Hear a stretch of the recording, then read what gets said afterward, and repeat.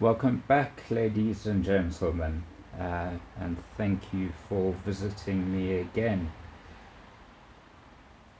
It is a slightly different setup today, trying a whole load of new things, maybe too many at once. So, where did I put it? I had it here somewhere. Some of you guys might recognize this. That was my power cable for my main camera. And as I was making it, I kind of had it in the back of my mind that it wasn't going to work. Yeah, and it doesn't work. Cable is too thin, too long a distance. By the time it reaches the camera, the voltage drop is so great that it doesn't keep the camera powered. So that is something that I will have to redo. I am doing my audio separately for the first time, so we'll have to see how that goes. It's looking good. Got an overhead cam because I really want, I want you guys to be able to see the detail. And a green screen, which I'm just playing with. It may or may not become part of the permanent setup. It needs really good, decent lighting, which I don't have here. So anyway, we'll see how it goes. Today's video is all about this baby. It's a Amiga 500 or an A500. I bought this off eBay. I am a vintage computer enthusiast, and I wanted to add this to my collection. It came in the original box, original styrofoam, but it did look like the courier had put something heavy on top, and unfortunately the case has broken. So we've got some breakages over here. Let's see if those are getting picked up. I hope they are. Yeah. And we've got one nasty breakage in the corner, but luckily I have the piece, and if I've not dry fitted it, so I've just put it in place, and if you hold it there, yeah, you can see there's been a break, but it doesn't look half bad. Ultimately, I will probably want to get a better example of this machine, or at least replace the top properly, but for now I am going to try and glue it using the baking soda and super glue method. So let's get straight into it. Okay, so flip this baby over. I've taken a few screws out. So the back is of course facing you guys. So I've taken out, what have I taken out? I've taken out 3 longish screws.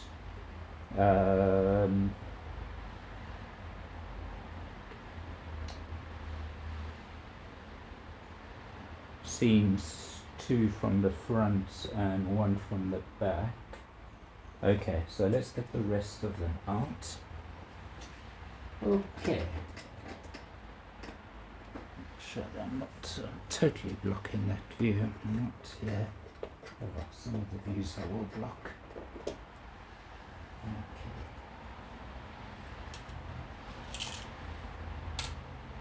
And we get you out as well.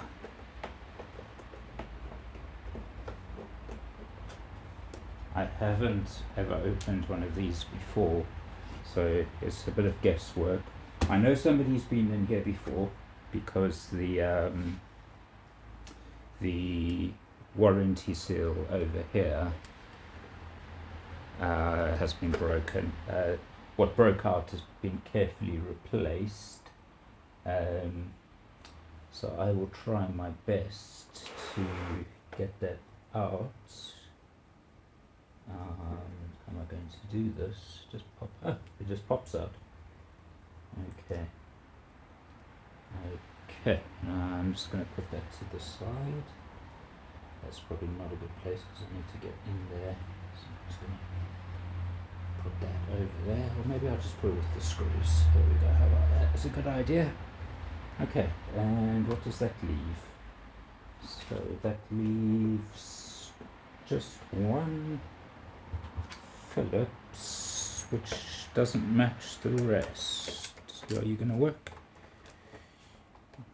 Yeah, you got it. Okay. This one, totally different screw. Oh, let me flip it over quickly again, because there are more problems apart from just the case breakages. For one, okay, now I have loosened the case, but with no pressure on, the keyboard moves. And I found that if I apply pressure in the middle of the case, that locks the keyboard quite nicely in place. But there's no screw coming from the back which I can tighten to pull the case down towards. So I'm thinking that if that pressure has been lost for whatever reason due to age or the case is semi-warped, I've lost that ability to lock it. So I think I'm going to put some blobs of hot glue in. Well, let's see what it looks like inside first, but I think I might just hot glue the keyboard in place. Something that I can easily break out if I need to work on it, but something just to secure it. And final problem, we don't have a space bar. We have a space bar, but it's not going anywhere. Don't know what's going on there. It's either jammed. It's jammed. Yeah, so something else for us to look at. Okay, let's flip this baby back over and carry on. I've got what looks like the basic screws out. So I'm just going to recap. So that was 3 long ones, 2 short ones, and 1 odd one, 1 silver oddity, which was under the warranty sticker. Now, does that free up the case? Looking good? Yes. Okay. So that's it. That's all that was required. Okay, so I'll put you to the side for now. Oh, the joys of eBay. The joys of eBay. This thing is rusty. Rusty. It has been left outside or damp attic. Keyboard's not even plugged in. Okay, well, that may explain a few of the keyboard issues.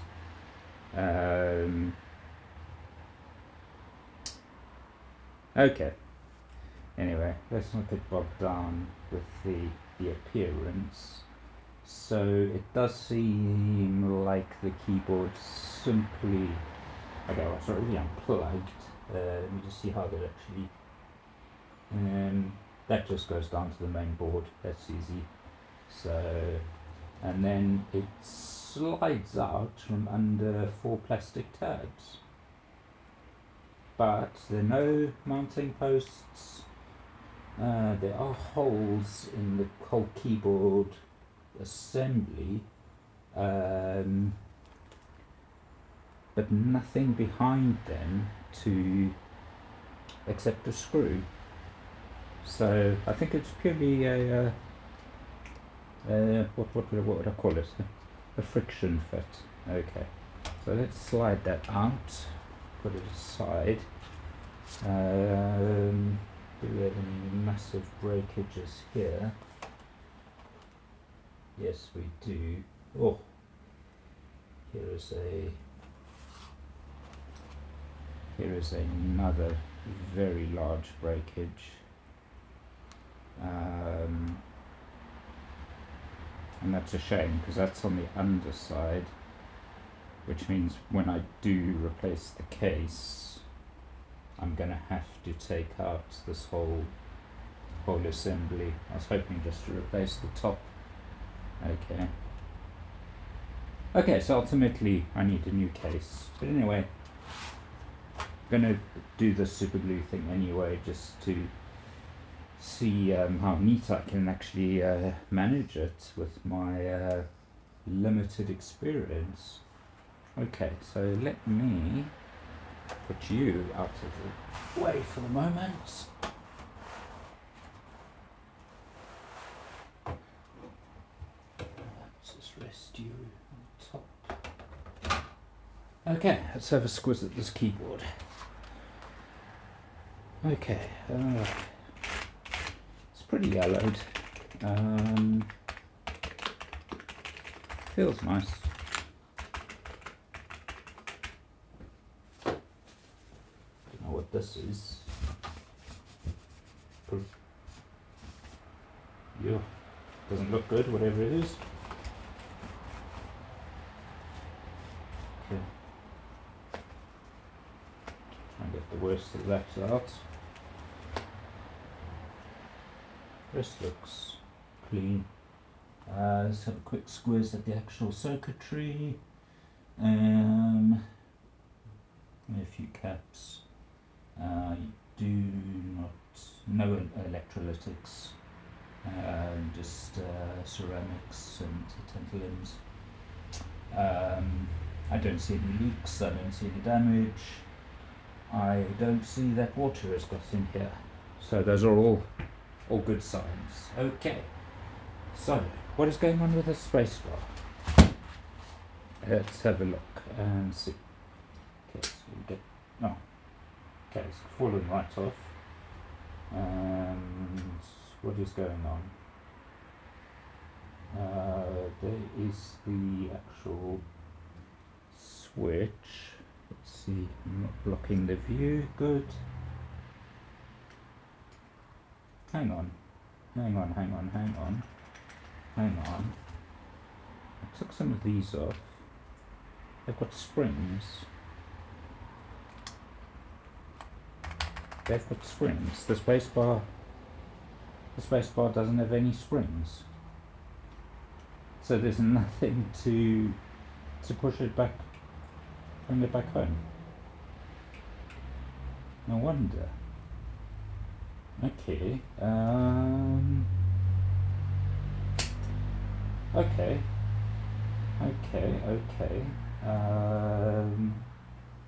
Let me see. What are we looking at? Kind of.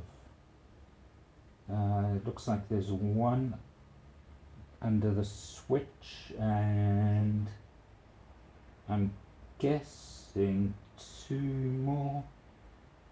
Yeah, it looks like there's housings for two more. So yeah, one here for the switch, and there appear to be two housings over here. So we'll get that in on camera. Two housings there for springs. Now I was working with springs just recently. Where are you guys?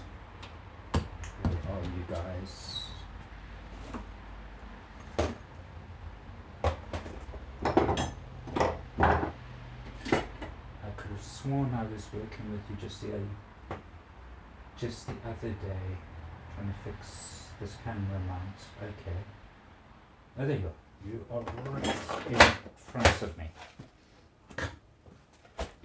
Okay. bought this a while ago. Tool Zone manufacturer, 200-piece spring set. Yeah, let's have a look and see what it's got in and what can possibly fit. Okay, got some tweezers. So there's something big like you. Oops, no, don't. Too late. Okay. Well, that's going to be a fun afternoon sorting out springs. So you look like a candidate for the middle. And let's have another look. The others, would the same ones work? The same. Let's give them a tension. This one is a bit less tense. So you. Bang. Okay. Let me see if these guys actually fit. I don't know if tweezers are the best. Let's see if I can actually get a grip.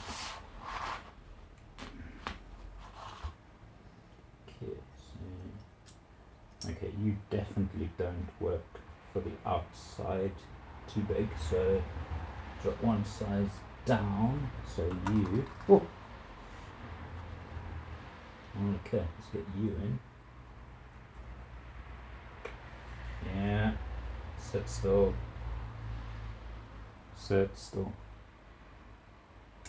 Oh, that goes in nicely. Okay, that goes in nicely. So can I get another one of you, please? Yep. Okay, you go in. They go into the bottom housing nicely, but they don't fit around the post at the top perfectly.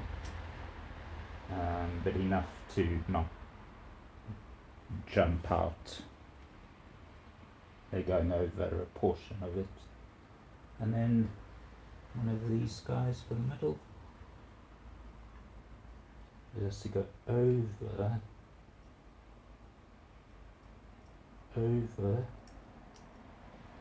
or not over, it's got to go around the switch and then,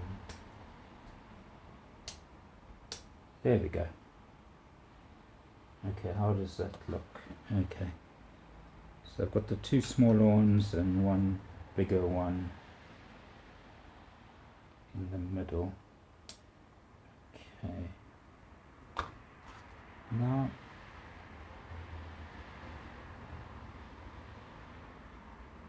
this is guesswork. This is absolute guesswork. Okay, well, that's pretty hilarious. So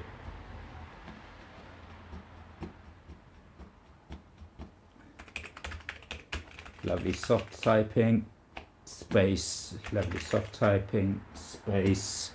Okay, that's not going to work. Okay, let's look for some others. I'm going to pop off nicely, please.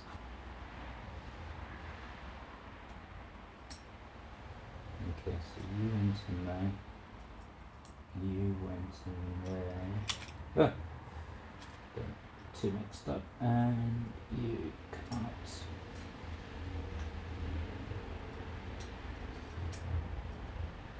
I could probably cut them to reduce the tension, but I'd rather try some others. So, what are you? You've got no tension at all. You've got no tension at all, virtually. But more, maybe enough. Okay. So, stick you in there.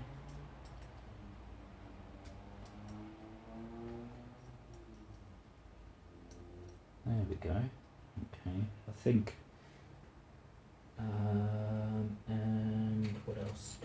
have here? You go in there. What else do we have here?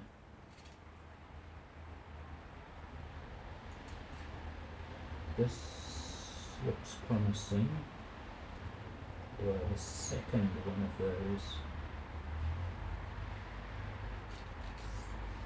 Not you. Oh. Is that a second one? Yeah, I've got two. Okay. Let's try those two. Let's get you out there. Okay, let's just try and see. Yeah, these have got much less tension or spring to them than the others. It's going to be just finding a combo that's got a nice, well, finding a combination of the three that works.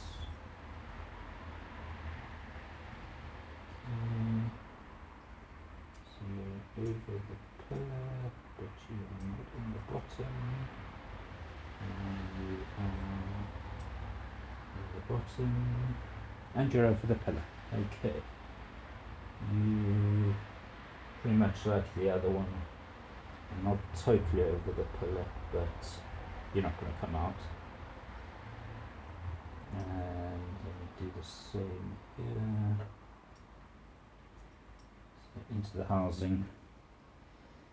Okay, so there we've got our two narrower ones and our wider one around the switch. Okay, let's see what that one does. And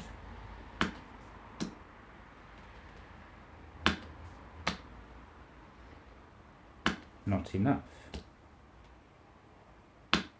Not enough. Not enough. Okay.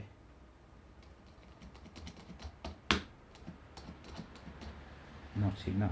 Okay, so this combination is not going to work. Okay.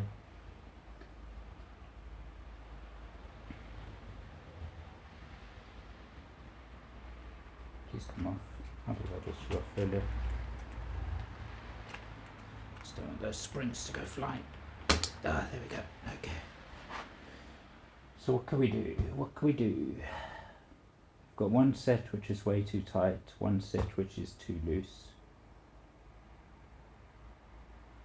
Should we try and just stretch the set that is too loose?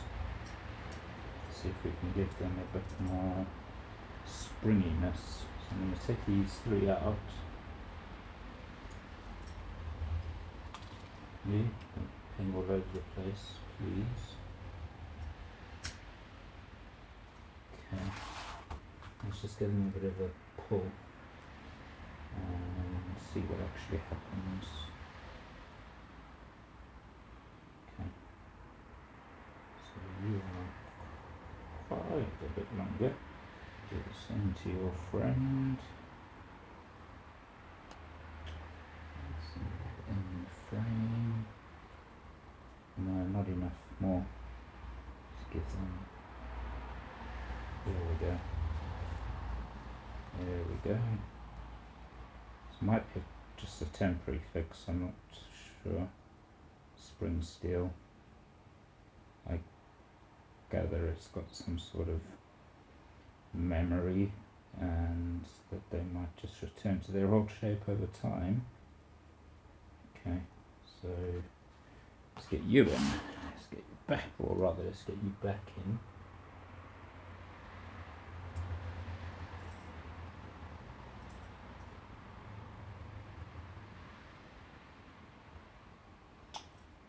Okay, around the switch and around the pillar, if you don't mind.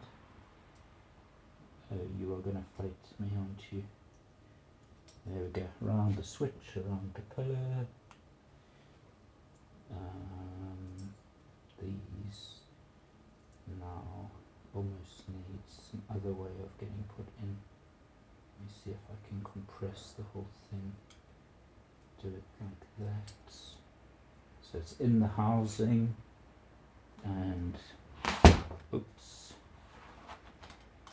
around as much of the pillar as it can fit around. I'm going to do the same with this one. Put the tweezers over the whole thing. Get it into the housing.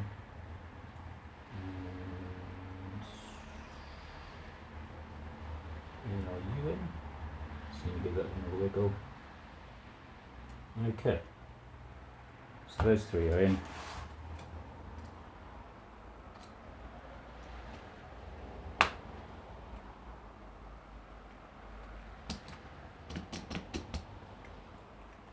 Almost there. Almost there. It's getting stuck at the bottom. Now the one thing I don't want to do is have to disassemble the whole keyboard, because then I'm entering an area that I'm not comfortable with. Okay, so what can we do? It feels very lubricated. There's no noticeable friction.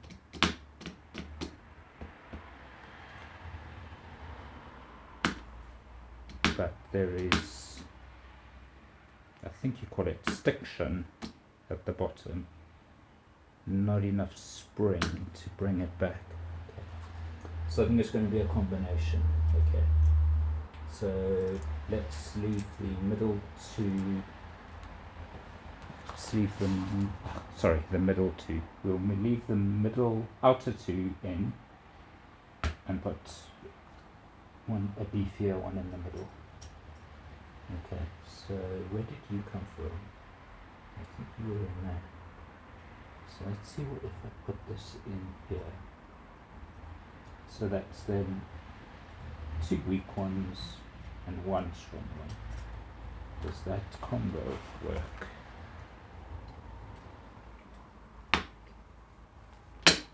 Oh, too well. Too well. What's happening?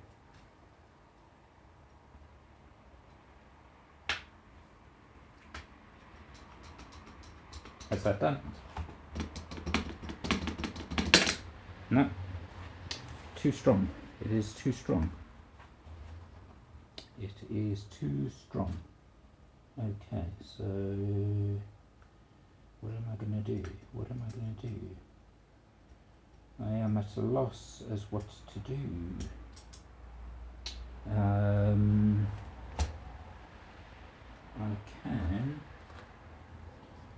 I can start cutting. So I can start cutting. I don't know if I've got anything here that's going to cut through. Why do I even have these here? I think my wife used them for something. Are you going to cut through this? I don't think so. See if I take off a portion.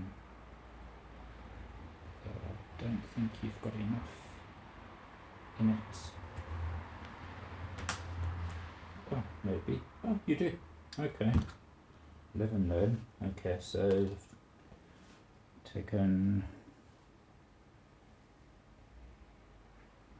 1 coil. Don't know how you measure springs. Length and number of turns. Okay, so that should theoretically now have lost some spring. So which is the best side to put the cut? Up or down?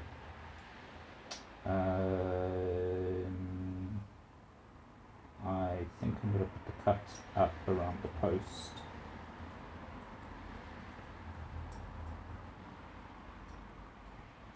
Yep, that works, that fits. Okay. And down, click.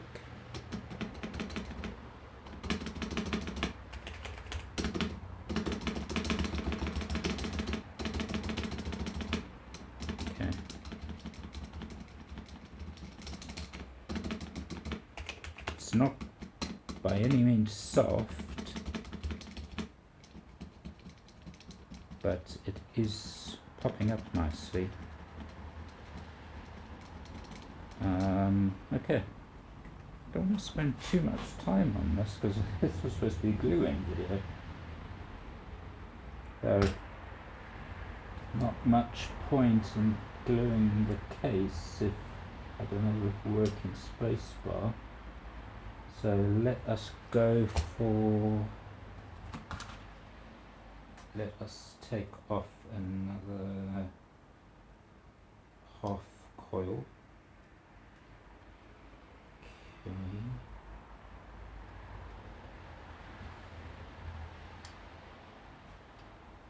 I should have had my nice side cutters, but I don't have them here. Ah, there we go. Okay, where did you ping to? You have pinged into oblivion. Okay. It's a shame. Anyway, it was roughly another half coil. Okay. Now we've really got maybe too short a spring. Let's see. Yeah, it's pushing it. It is pushing it.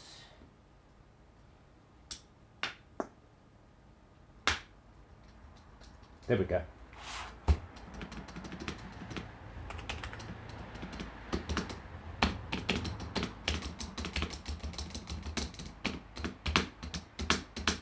So it is now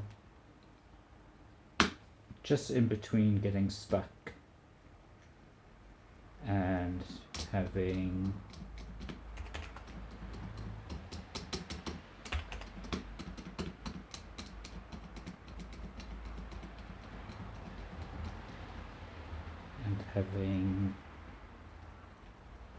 too much. It's still very stiff. I'm going to go back. I'm going to try this other one more time. Just going to give it a bit more stretch. Just give it a bit more stretch. If that doesn't do it, then we'll leave that issue for now, and I will play around off camera and let you guys know how I get on. But this one, seemed to be a good combination. Okay, so let's pop this off. Pop that off. Take you out. Okay, I'm going to throw this away now, or put it somewhere else because it's been cut. So that's not ideal. So let's put you in. So what was the problem last time? These three were not overcoming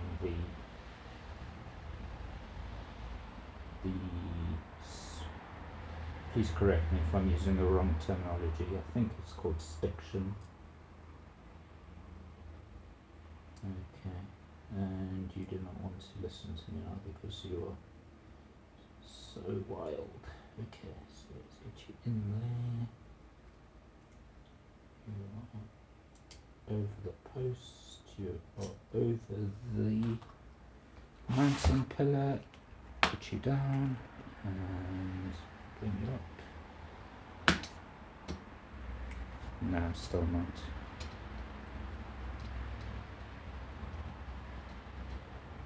It's got the right amount of spring, but it's getting stuck at the bottom. So why would it be getting stuck when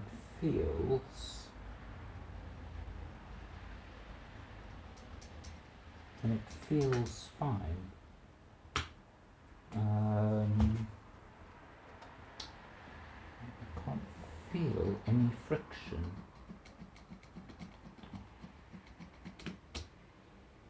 Just not enough.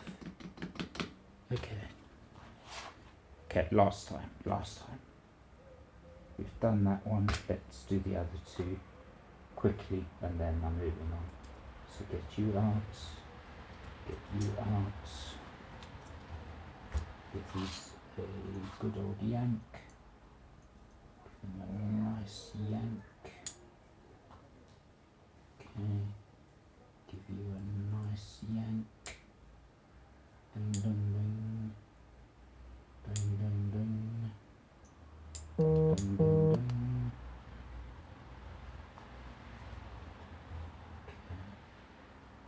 And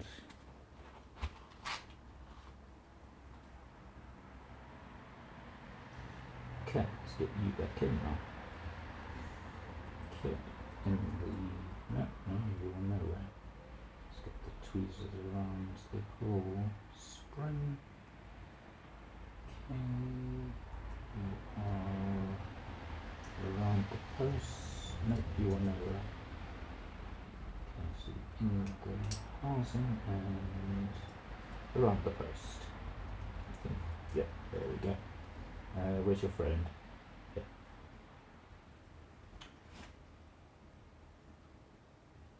Okay. Nope, nope, don't run away.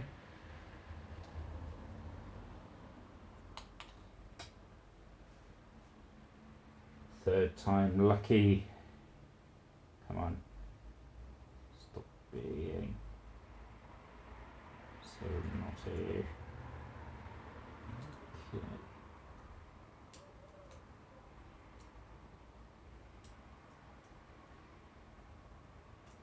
Come on. Almost there. There we go. Okay. All around the posts, all three, all in their housings.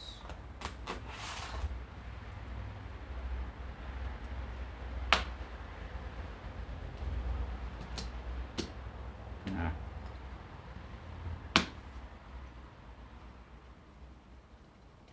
It's got a good amount of spring, but it's getting stuck. Okay. Okay, I'm not going to waste more time on that.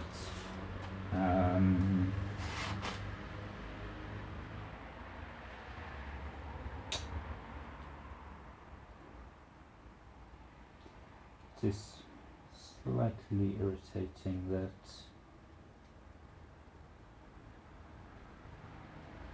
there's no obvious place that it is getting stuck.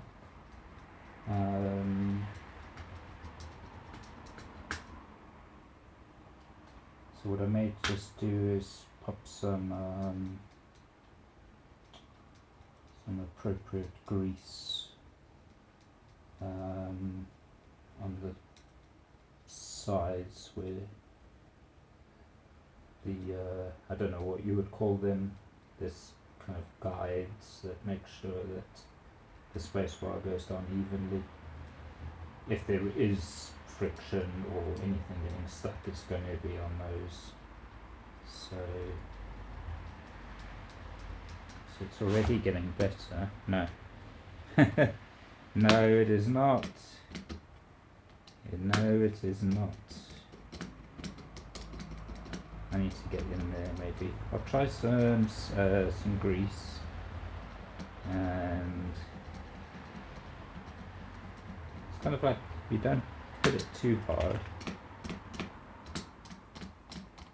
But it's also got too much spring. Stuff.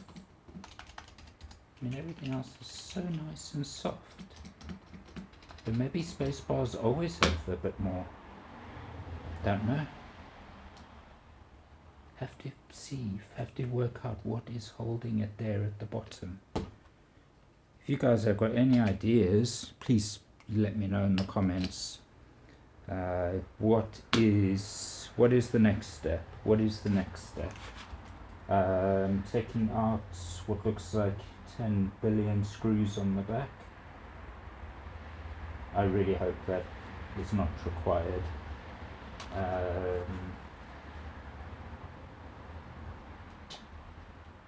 But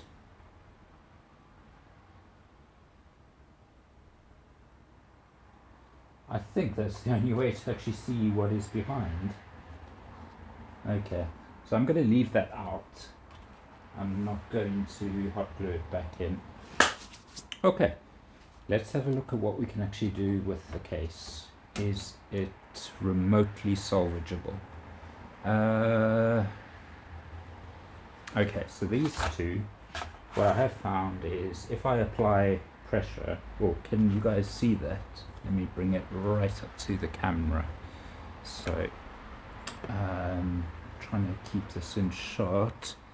So there, where it's broken, if I apply, if I align it and apply pressure, those gaps there and there, if I align it correctly, close visibly, that unless you were looking for it you wouldn't notice they were there. So does it look the same from the other side? Yes, it does. Yes, so I can use the flatness of my workbench as a guide, and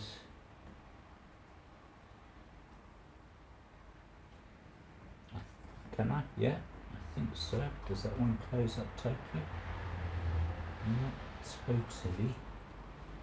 Okay, so what I'm going to do is just going to hold it like that, flip it around,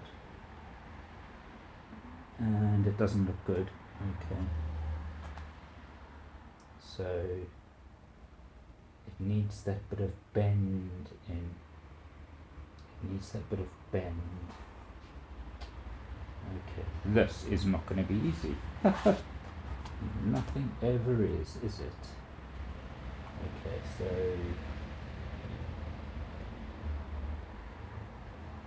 let's do one at a time. Okay, this is now going to be, okay, I'll tell you what, let me get everything prepped. Okay, so what am I using? £1 for 3 bottles of super glue, and I should make a video just on super glue. Loctite make super glue in all these fancy bottles, gels, squeeze here, squeeze there, and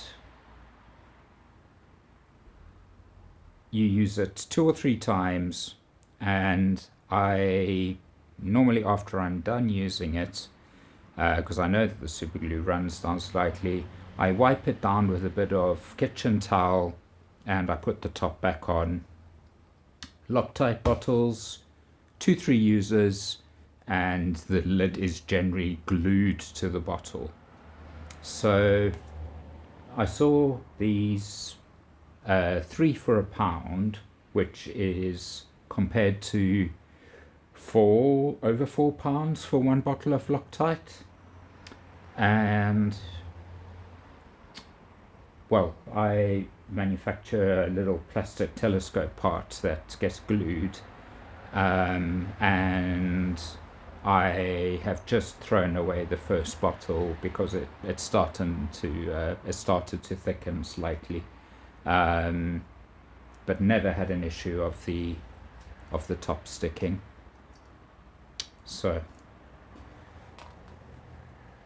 I cannot support Loctite. So super glue is ready. I've stolen some bicarbonate of soda, baking soda. That is the right stuff, isn't it? Bicarb. What's the other thing that they bake with? Bicarbonate of soda and baking powder. It's definitely not baking powder. So bicarb and super glue. Back to my dentistry tools, and I need something that will scoop out a little bit. Super useful, cheap little set of dentistry tools from China, off eBay. But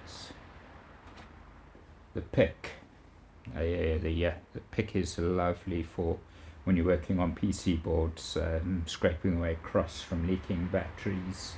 And I think that I've now got better tools, but at certain times when I didn't have the right tools, these kind of scoop doofuses, which I assume are for scooping up the material they use for one's fillings, they make good chip pullers when you want to lever a chip out one side at a time. They're really great because they've got a bit of a bend to them, so just a tiny bit better than a screwdriver. Okay, so what is the plan? Hold it so it looks good, get the bicarb in and drop the super glue on top. I think we will try that. If that doesn't work, then I will rage quit my own video, and that will never hit YouTube. Nah, okay. So which one is going to behave better? Yeah, that's almost perfect. Don't move, don't move. You are perfect. You are perfect. Okay, now,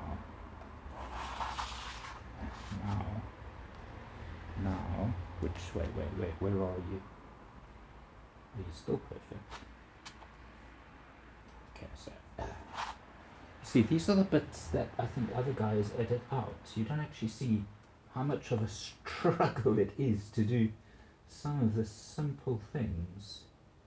It doesn't look good from this side, but it looks good from this side, and this is the only side I'm worried about. Okay, it's not totally right.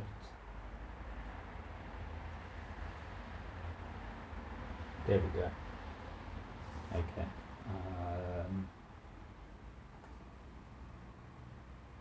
Maybe if I hold my finger under, like that. Okay. I don't think any camera is currently catching this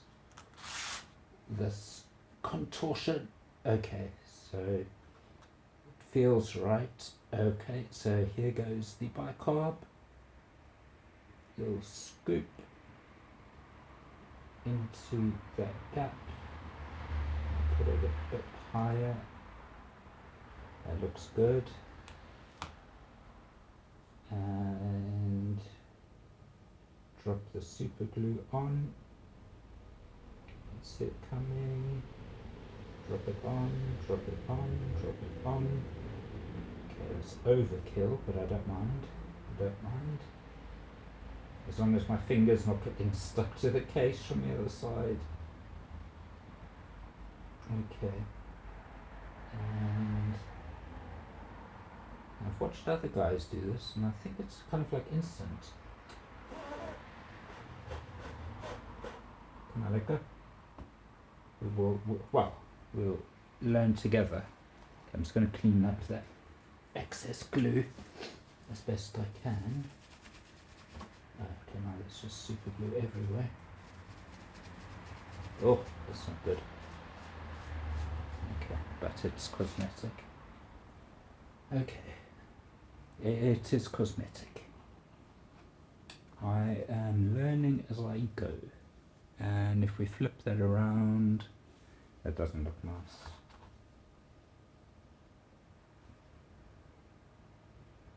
It's alright.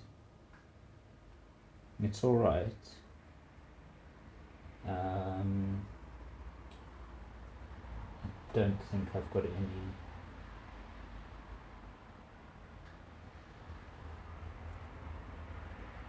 It's alright, yeah.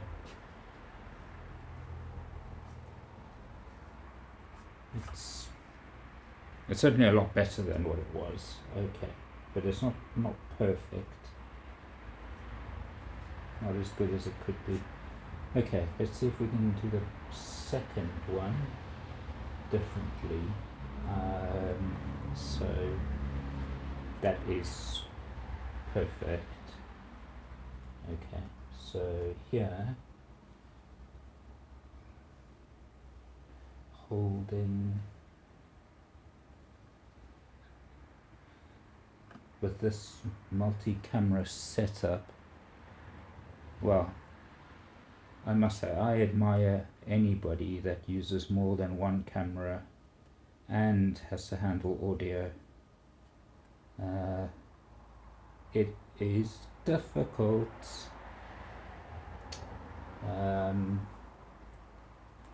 but I wouldn't class myself as a YouTuber yet.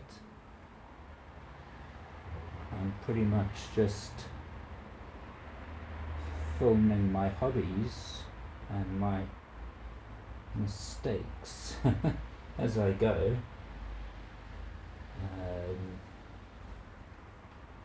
And I know some guys have got big budgets and like studios and crews and the whole lot. Though some of my favorite YouTubers just film with their mobile phone. Okay.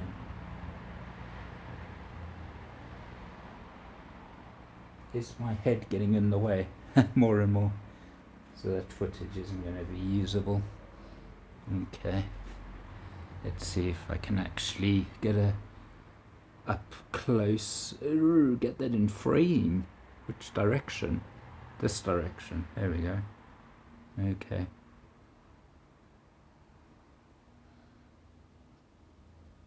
Yeah. Who did a lovely job of this? What is his name? The channel is Tech Tangents. I cannot think of the chap's name. He's brilliant. He's brilliant with electronics. He's brilliant with computers. Somebody that if I ever do get the chance to go over to the States to one of the conventions, somebody I'd love to meet. He's into calculators just like I am. I just wish I could remember his, well, maybe it's not appropriate to share his first name, but do check out his channel, Tech Tangents.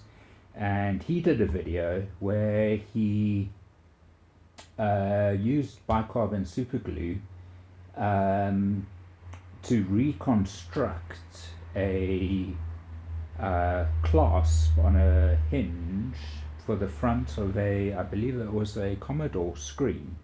And that's the nice thing, is that when you mix these two, they make a, what should I call it, a hard substance which you can machine. You can file it, you can file it. I don't know if you can drill it, but you can certainly file it, and it's hard and robust. It's tough. Yeah, and he made a beautiful fix on that screen using this method. Definitely worth checking out. He did a much better job than I'm doing. Okay, so this one does feel better, but I'm worried that the glue left here is, I think I need to just suck it up. Yep, there's too much glue. Okay, so I'm just going to try and get the rest of the glue out.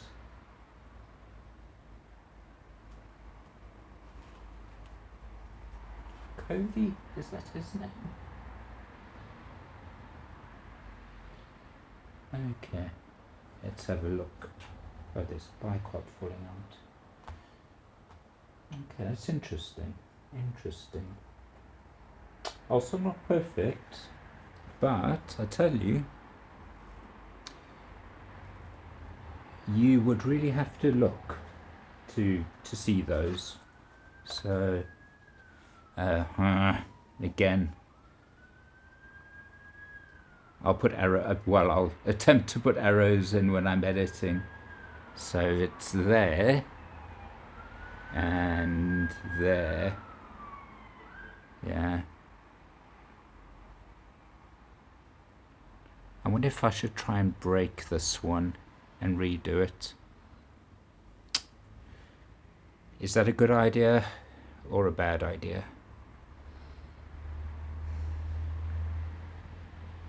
No, I think I'll leave it for now. Since I'm going to be replacing the case anyway. Yeah.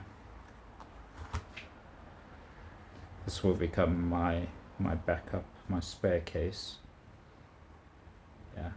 Because one of the other big flaws on here is the, let's get that into shot. The Commodore logo is blistering or lifting, and yeah, that doesn't look nice.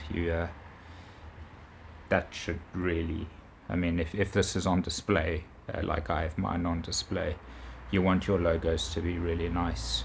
Yeah. Okay, let's do the corner and see how that one works.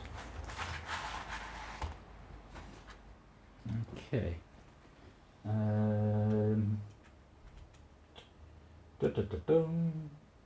Okay, now, what looks good from one side looks good from the other side. So. Why did I close you? Okay, and my head is probably in the way the whole time. This overhead cam is not working like I wanted. Apologies, ladies and gentlemen. Noob alert. Okay, so let's get bicarb over that joint. Okay, just going to try and get it over the joint, and then we drip our super glue in. Okay.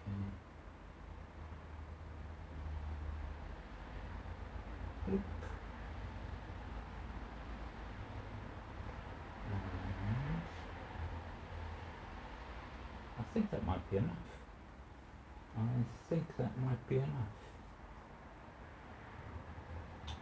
Okay, once that's dried, once I get my head out of the way, so let me get that up to the camera, so that, try not to kill the green screen. Yes, that's what we are looking at. There we go. Really get in there. Can't see if it's focusing. Hoping.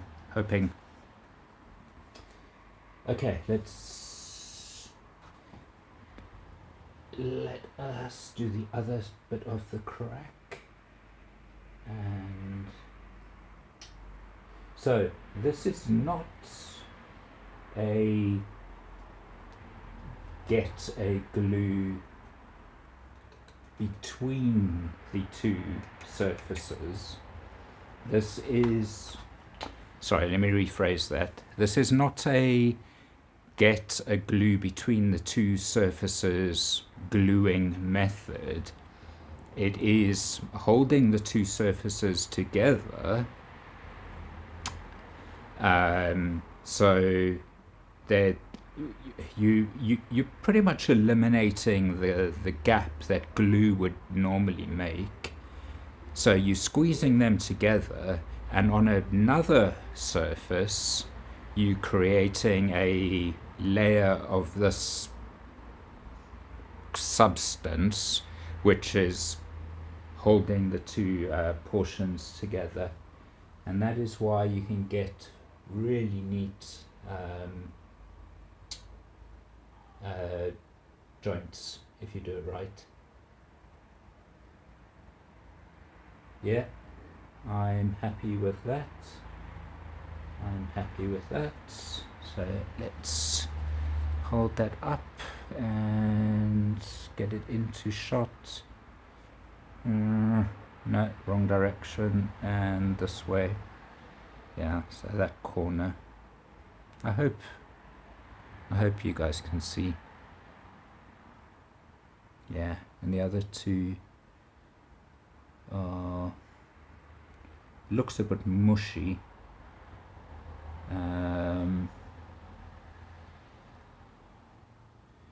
But that, I think, may be the temperature, because it is snowing outside and it is freezing. Okay, now, where is my super glue cap? Yep. Oh, you're on your thing. Okay. Yeah, so with these, bit of kitchen towel, paper towel, yeah, see I glue myself there, and then I just pop the cap back on, and that's it. Never the hassle of the cap getting stuck.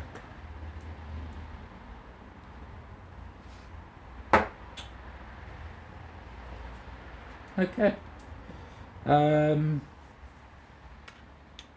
So, ladies and gentlemen, that is technically the end. Oh, that looks really good. That one does. Let's see. Yeah, very pleased with that. Very pleased. It's hairline.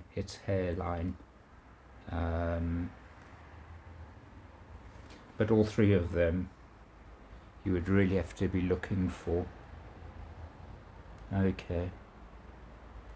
So I am going to say goodbye at this point. Thank you for joining me on this gluing experiment, keyboard fix attempt, spring cutting experiment. I would really appreciate it if you left comments, good or bad, advice, if you can guide me, if you're spotting some errors I'm making. If you like the video, thumbs up. If you don't, of course, thumbs down. And yeah, I'm going to be doing more and more on retro computer fixes, on the electronics more than the bodies, the plastic gluing. If you want to see more of those, then subscribe. Yeah. But I'm going to carry on rolling for if anybody wants to watch more, because I want to fix that keyboard. I want to get it right so that I can get this screwed back together and put it back on display in its rightful home and say it's actually a fully working machine. I should have said right in the beginning, this is a working machine. It's just that the keyboard, yeah, basically the spacebar. Okay. So what should I do? Let's revisit this. It's got a good amount of spring.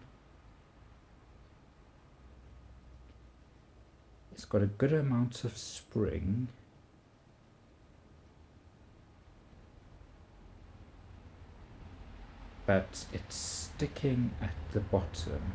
Okay. Now, what would cause it to stick at the bottom?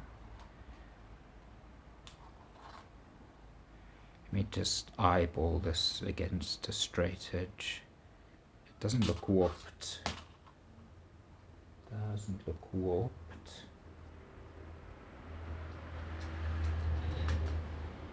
Sticking there. Why are you sticking there?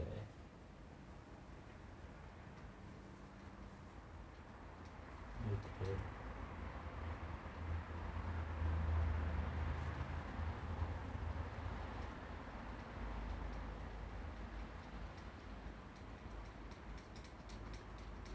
And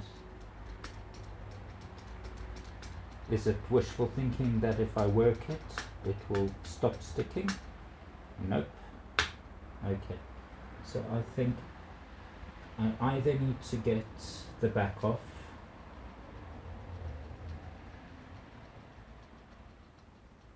and if this has got a membrane in, if this is a membrane keyboard, I've got no idea. But if it's a membrane keyboard like the older Spectrums, I don't want to touch it. But then again, if I don't have a working keyboard, I don't have a working Amiga. So what do I do? What do I do? It's almost there. It is really almost there.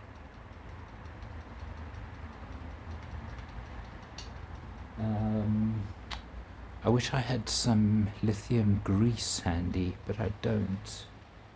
Okay. So, what will I do? Okay. I'm gonna cut. I'm gonna cut. And well, leave everything recording. Let me drop my mic. Okay. And I'm gonna go shout at my wife to bring me some grease.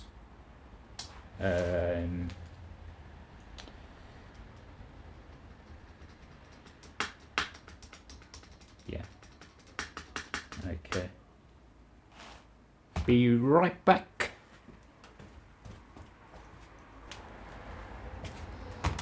Okay, let's get mic'd up. Get mic'd up again and keep it freezing weather out. Starting to warm up outside. Okay, mic check, all looking good. We are still recording, although something has gone wrong. Looks like we've gone a bit skew. Anyway, okay, so my wife has kindly brought down some UK brand, so only UK people will be able to get this Silverhook multi-purpose lithium grease. That is all I really actually have, apart from car grease, which will probably be very inappropriate. So what I'm going to do is pop this off. Oh, come on, there we go. And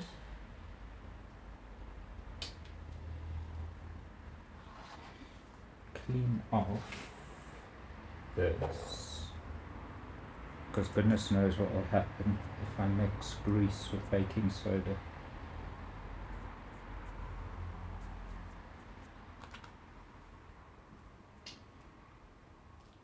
My wife's grandmother once cleaned a toilet and she mixed two chemicals which released some virtually toxic gas, and she almost killed herself. Yeah, I do not want to join that club. Okay, so we use the angled side. Good, so that is probably have markers what can actually be seen. Let's do a cut, a bit out of my comfort zone. Okay, so I'm going to take a scoop. And get that. I think I'm just going to put that down as well on both sides. Is my head in the way? My head is in the way, yeah. I'm going to go on both sides of this well.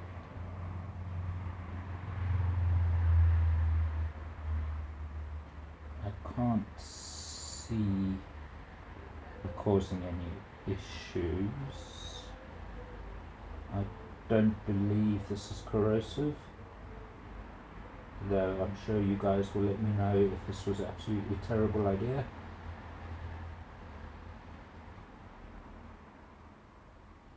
Yeah.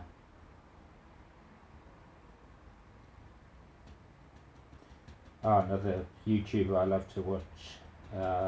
It is the 8-bit guy. He would take one look at this and know exactly how to fix it. But that is got way more experience than I do. I'm alrighty with the electronics.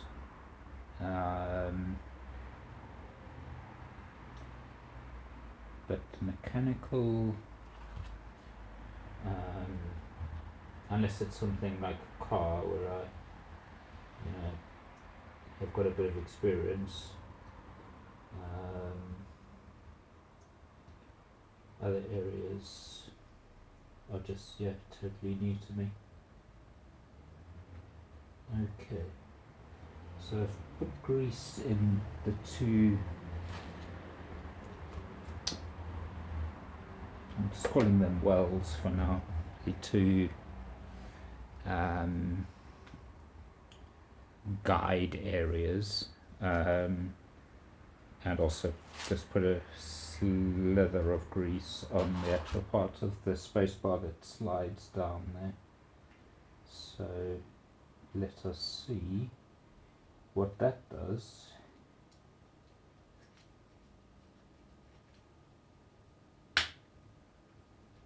Still sticks.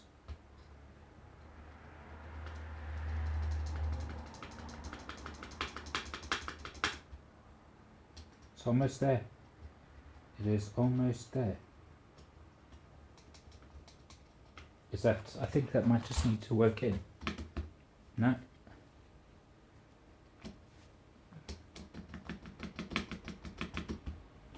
Oh, I really thought I had it.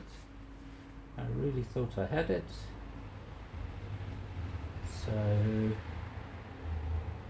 does it just need to work in?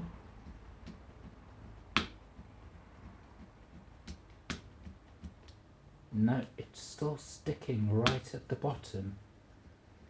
It's still sticking. What are we looking at? 1 hour 20 minus a bit of cutting. Okay.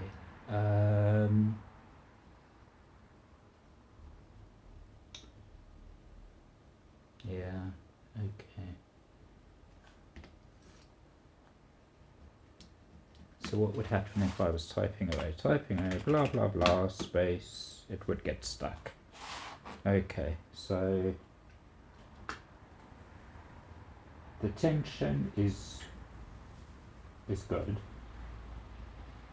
but it is somehow getting stuck. Okay, so do we need, where else can it get stuck?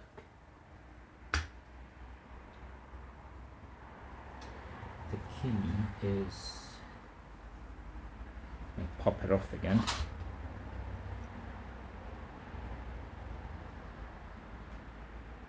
There we go. Okay. Ah, yeah, those have got well coated.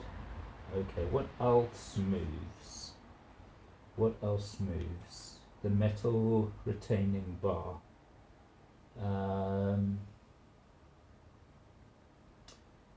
Would that be the issue?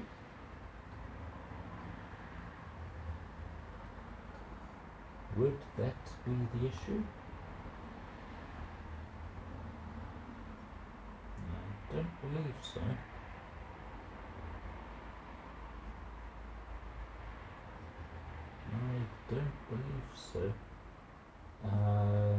So what else comes down?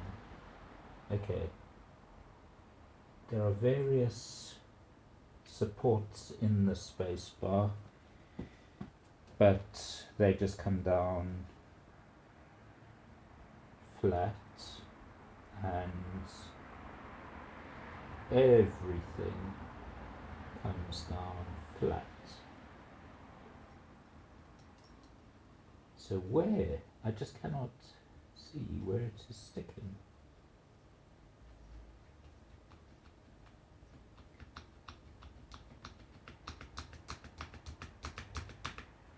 Have we done it? Okay. I'll rather have a space bar that pops off. Okay, why are you popping off now? Too much spring. Okay, so we are getting there. Okay, so now, okay, whatever was causing the stiction is gone. So technically, that is nice. It's a bit too stiff, and it goes flying. Okay, so let's put you away.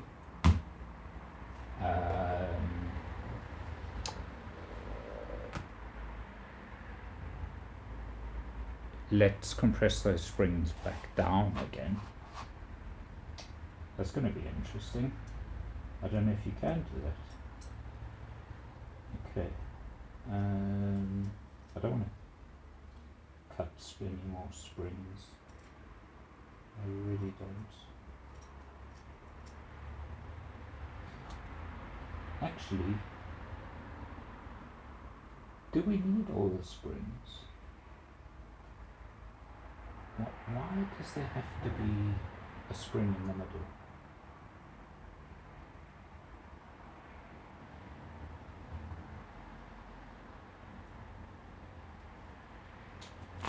I probably want it as authentic as it was originally, so I can only assume.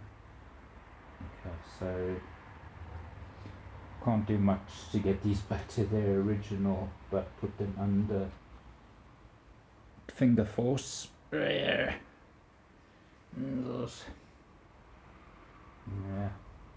doesn't do much.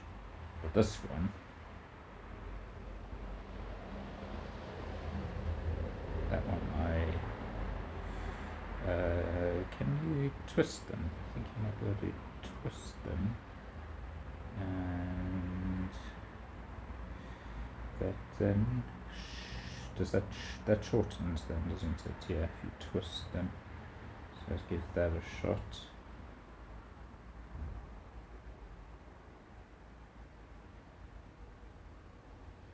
And bring it down, squeeze it a bit more. Okay, there we go. Okay, that actually worked better than I thought. It became much smaller. So twist and squeeze. Twist and squeeze.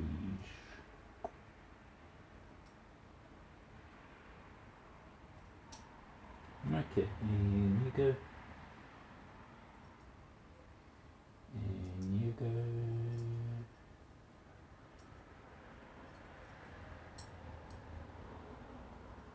See if I can actually do this on camera without my head in the way.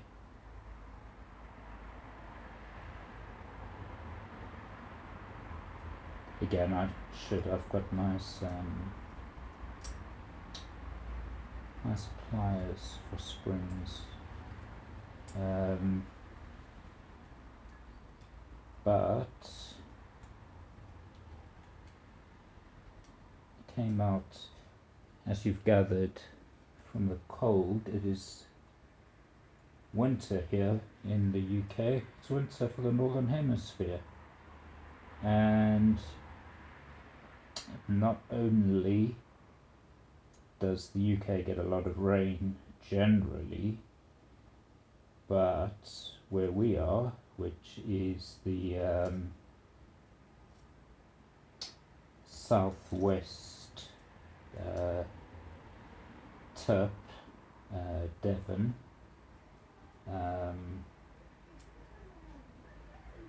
people might not know Devon, but they may know Cornwall, which is right on the tip of the peninsula. we get more rain than the rest of the country. Ah, okay, that was missing before, that click. So was it that I just... But now... now it's getting stuck again.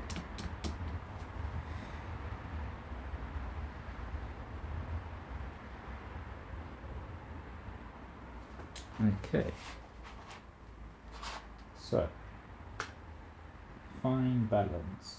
Fine balance. Let's see, where are you getting stuck? It's not on there. Should I put a tiny bit of grease on this side? Why was I talking about the rain? Oh yeah.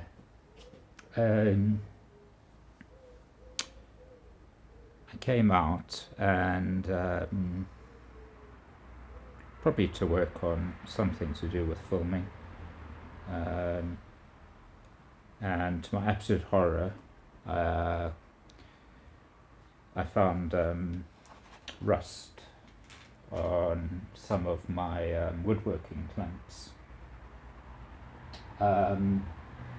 Now, I am not indigenous to the United Kingdom. I am from a very sunny country, very sunny and dry, on the tip of Africa. So, rust is something new to me, and I was absolutely horrified that some of my nice clamps, my pocket hole clamps, were rusting. So I kind of panicked and I thought, okay, well, what is actually what causes rust? So I googled it, in my head I had it that there's just moisture in the air. So a bit of an impulse buy, dehumidifier,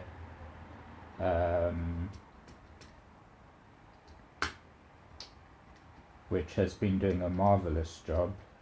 It's brought it down from 85% relative humidity, because the temperatures are fairly stable, down to 50,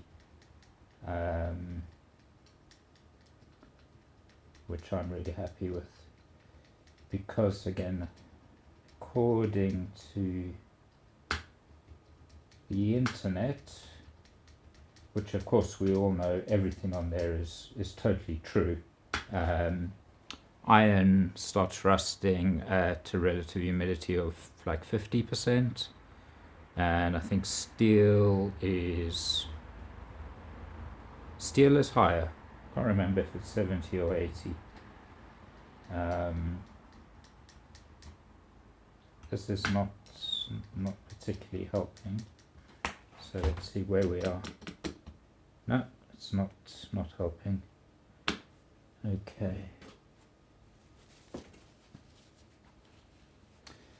So, yeah, dehumidifier, and I've bought some almightily big plastic tubs to put all my my clamps in,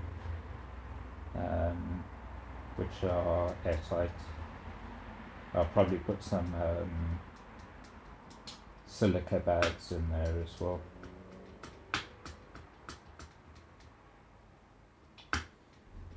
I know that the general solution to, prevention of rust is to put a light coating of oil on your tools, but I personally hate having to handle oily tools. It's just a pet hate of mine, so not gonna do it. Okay, where else could we be getting stuck? Why are you getting stuck? What could it possibly be?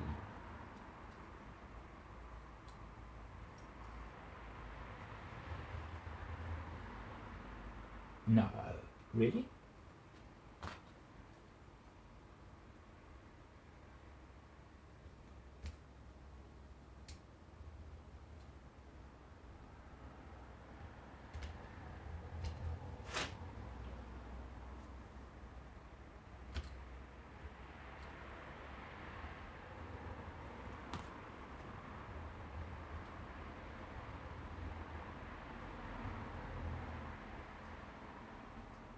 If it was that, I'll be...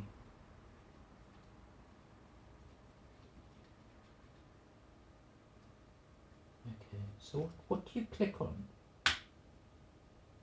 You click onto something and then you stick. If you don't click, you don't stick. But if you don't click, then you fly off.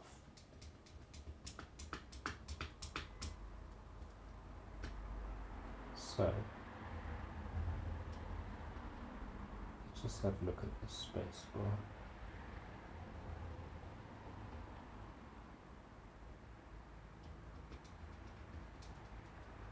Did I put grease on where I said I was going to put it? I don't think so. Don't know where I went with it. I think I got sidetracked. Put some on the front. There we go. Okay, so stick blobs here on the front.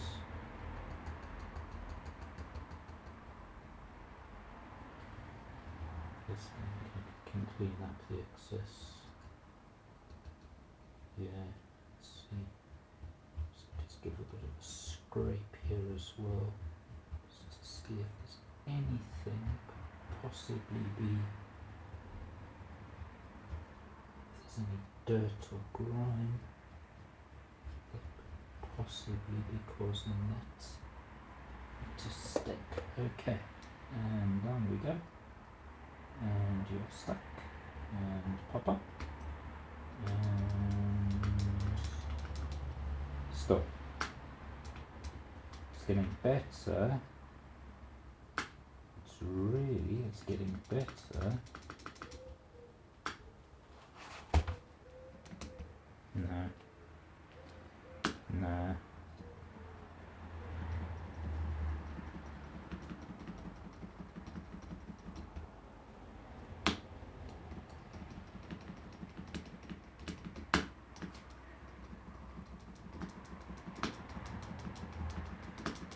Okay. Pliers. Let's see. Let's have a look. Okay. Off you come. Springs out. One.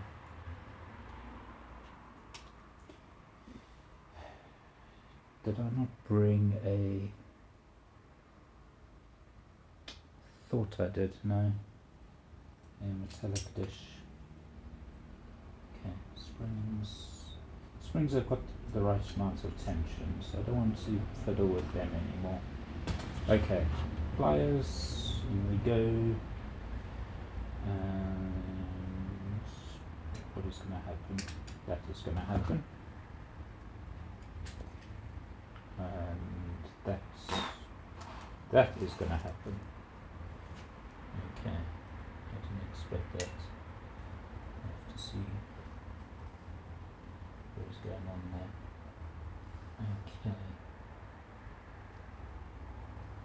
So let me just have a look at the space bar.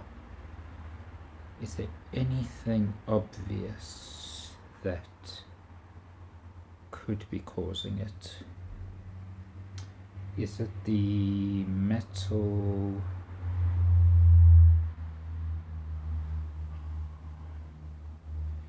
Is it the metal holding bracket that has to slide in that groove, which would be fixed if I got a good loop of grease into there?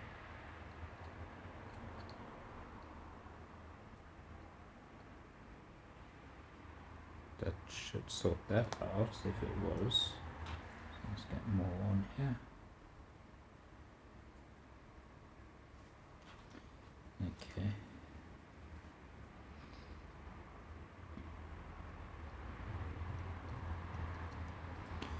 Doing the same on the other side. Trying to get in that gap there.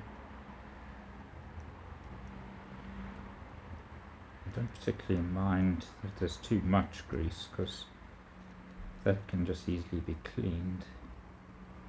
Let's just see if there's any grit or anything in there. That one seems absolutely fine. This one.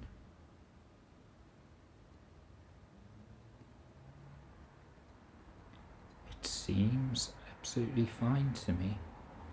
Okay, so I'm just going to run this up and down the actual pillars,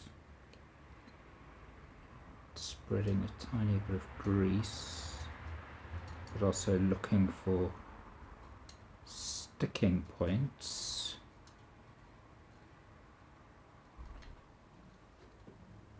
We're still recording,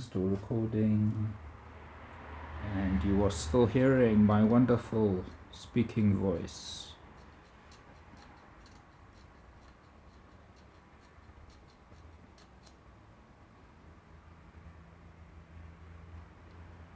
Okay, so we're going to move some of the grease into this back there. Okay, so you are fully greased now. You need more, and I need more. Let's go on to the back end. Okay.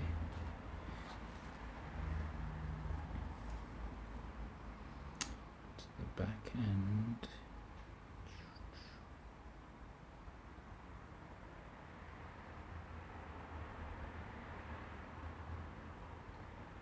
I learned something else about rust, which is interesting, and it's not only to do with moisture in the air. Of course that's a factor, but rust is pretty much condensation of that moisture. So the other solution is to keep the area warmer than the dew point, which is just not possible with a external garage. There's no ability to heat here. I was thinking about a workshop heater, just for my own, making it a bit more of a pleasurable area to work.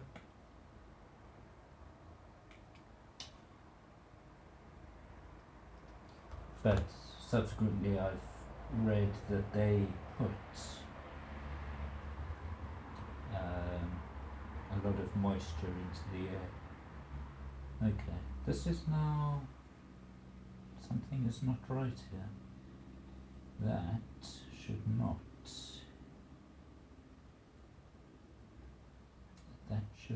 fall out so easily.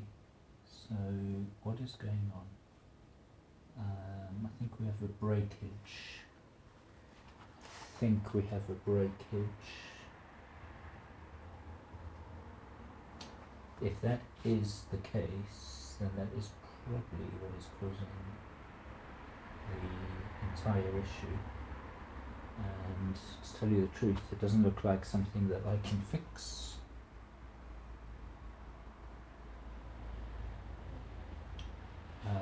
What could it be? Ah, the whole pillar. The whole pillar.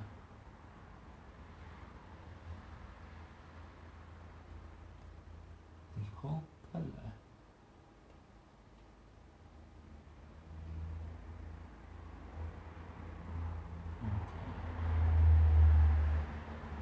Okay, let's see what happens now. Get you back on. Now I know this. It's a bit odd. So I'm going to go by the discoloration of the other keys. Let's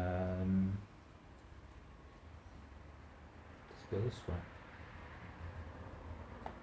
Is that right?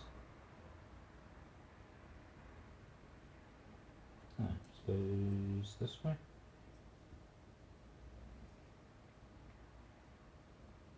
It goes totally opposite to what you would think. Okay, so flip that up.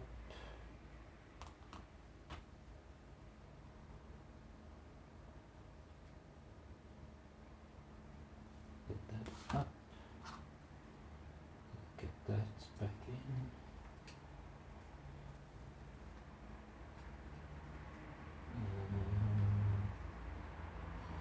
Oh, working blind here. Working blind. Okay. Okay, one side on.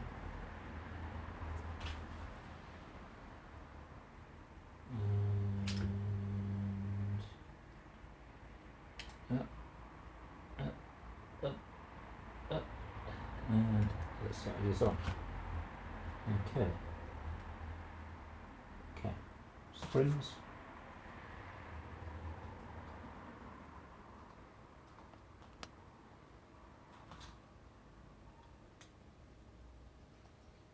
Okay, center spring on and on and on. Side spring. Maybe I'm just going to give these a bit of a yank. Give us a bit, make it a bit more springy. So it seems to be a combination of the two.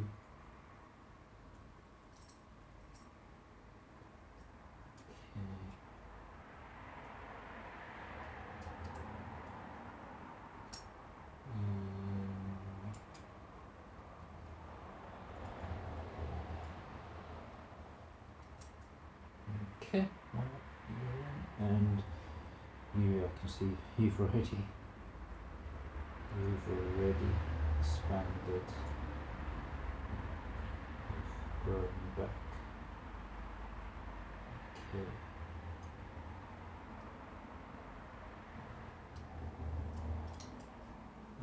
Okay.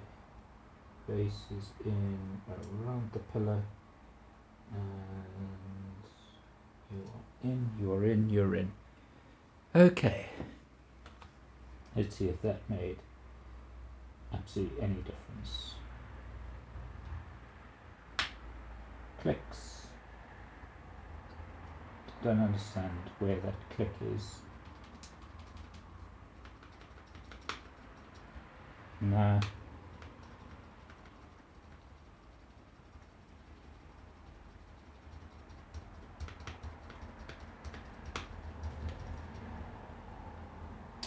Nah, still getting stuck somewhere. It's still getting stuck somewhere.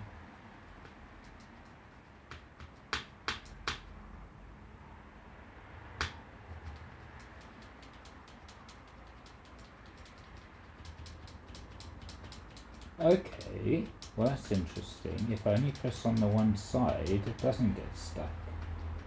If I press on the other side, it also doesn't get stuck. If I press in the middle, it gets stuck.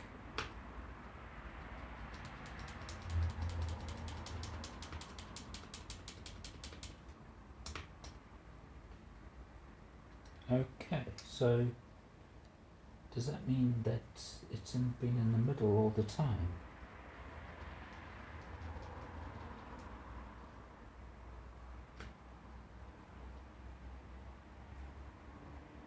What if it's the pillar getting stuck in the switch, then that would be really irritating, because that could have been such an easy fix.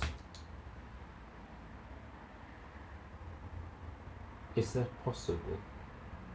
That it is just you getting stuck in there? How would I fix that?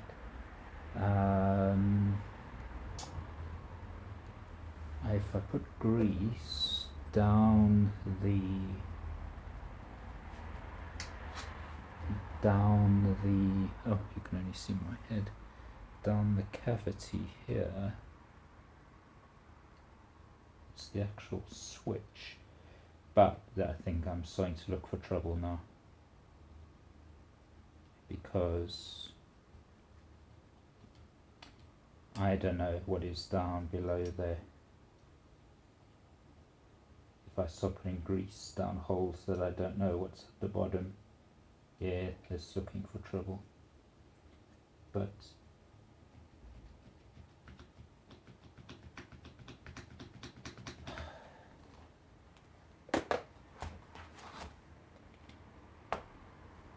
okay, no, it didn't have the click.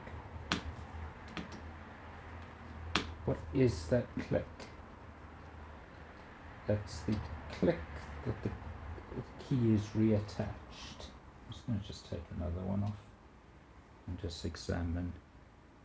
So, what causes the click? What is actually holding the key on? Oh, it's square down there. Ah, so it's a friction fit. It's a friction. So that goes all the way down and clicks in.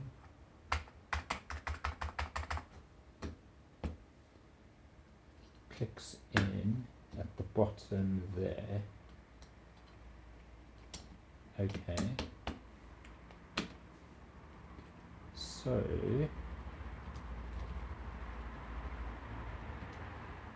So that's going down to the bottom.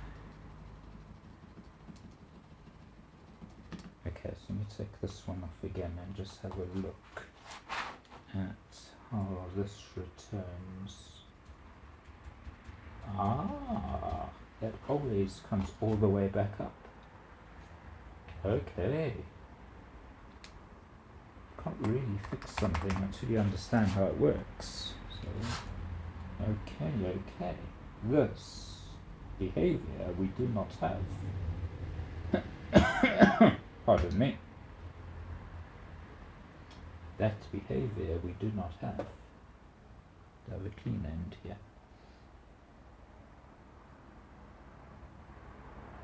Actually we do now. So, no. Okay. Okay. So there is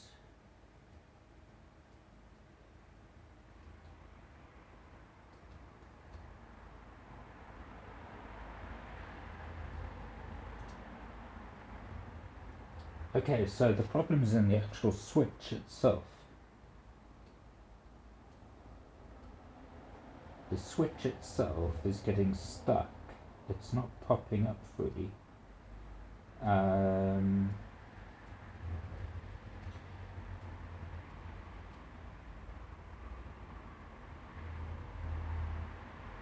Now I would guess that what is giving the switch its spring, probably not a spring. So is this one of those like felt pad and foil keyboards, and the felt pad has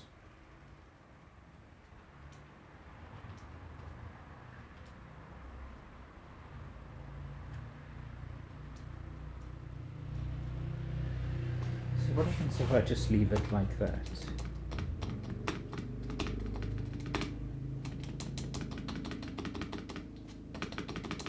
If I just leave it like that, I've got a working spacebar with good spring. Okay, I'm not a touch typist.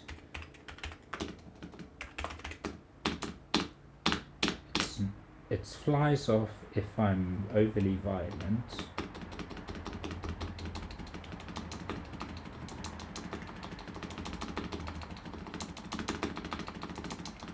And if I give it that extra bit so it clicks on into the switch, then it doesn't have enough to pop back up. Whereas if I pop it out,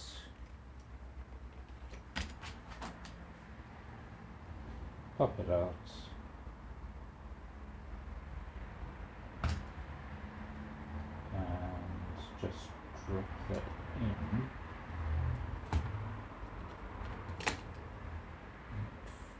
it can just fly all over the place.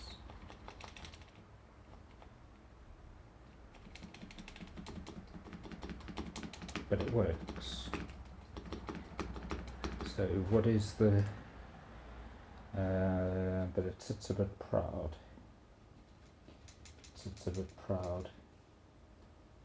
Now these switchers,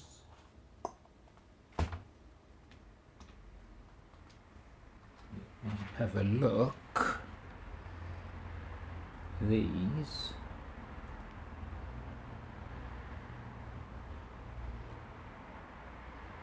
unless I'm horribly mistaken, look like they are virtually built into the keyboard.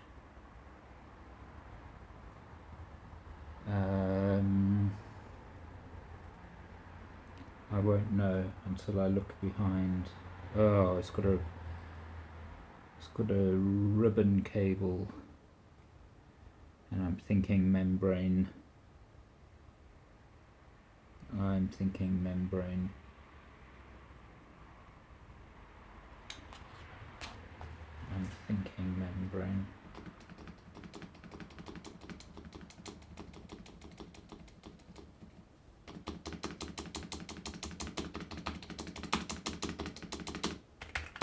So for everyday use, this is fine, because nobody is going to do that.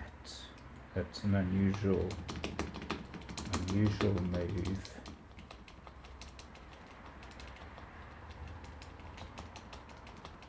Okay, 2 hours. I think that is a long time to watch somebody fiddle with a keyboard. Let's just get you on before I lose you. Or should we take it apart further and actually look what's going on the inside?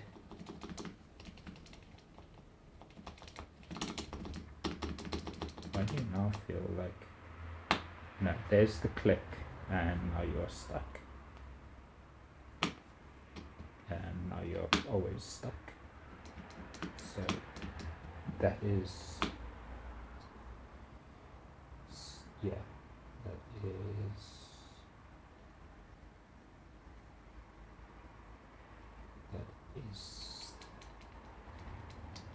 that is the problem. Yeah, there's the stiction. It's on that it's on the switch. Okay, so what have we done? We've greased the inside, which actually now with some outside would make no difference. How about we grease the outside?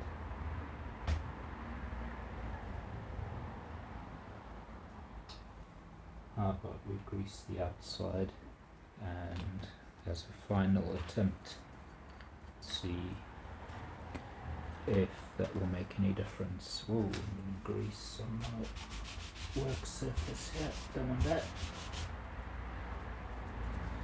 Do not want grease all over the place. Okay, so let's get a bit more of you out. Okay.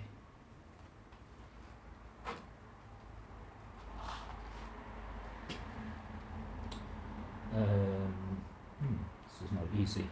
Yes. Keep that grease there for now. Get the spring out.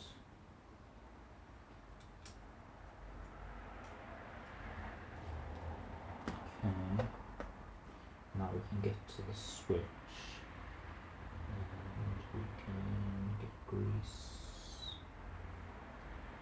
all the way around. All the way around. don't think much of this overhead footage is going to be usable. Put my head in the way too much.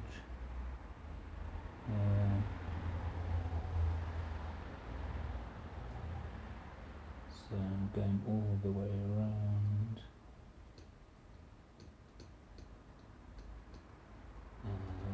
But what have I done?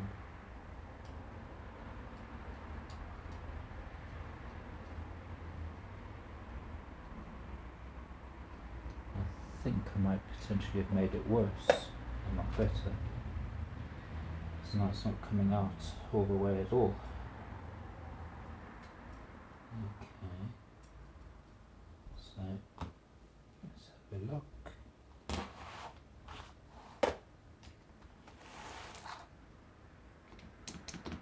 So not clicked in, it's all nice.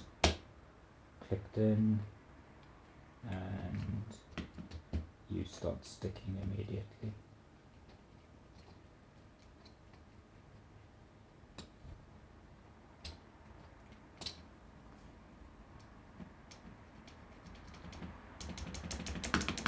But only when you hit it smack on in the middle.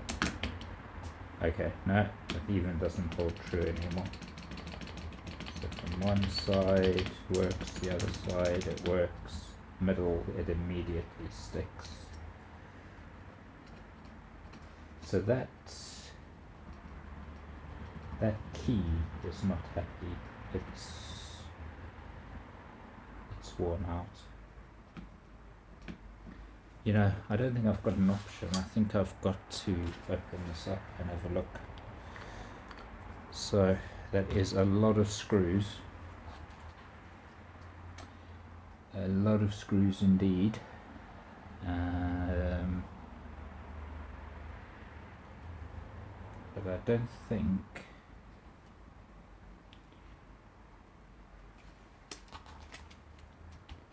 as it stands, I would be looking for a second-hand keyboard off eBay or a whole new Amiga.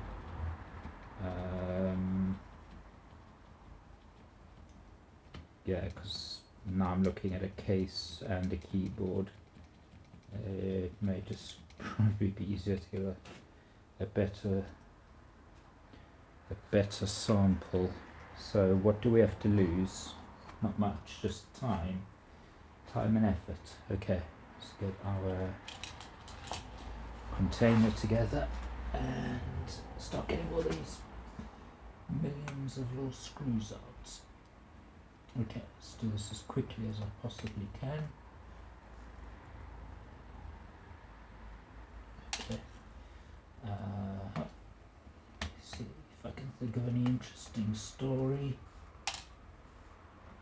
Oh, this is rather interesting, yeah, because I was looking at the history of the Amiga 500, and according to Wikipedia, it came out in 1987. It's got a 7 megahertz odd processor speed, CPU speed.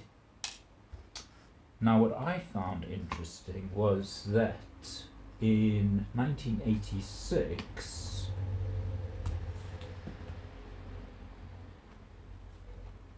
we as a family got our first PC, which was an IBM clone using a 8088 processor, dual 5¼ inch floppy, no hard drive, running at 4.7 megahertz, and yeah, that just goes to show, because that was in 1986, that was what was available for us. But relative to what was out available for the rest of the world, that was really pretty old technology already. Now I've been trying to verify my theory with my parents.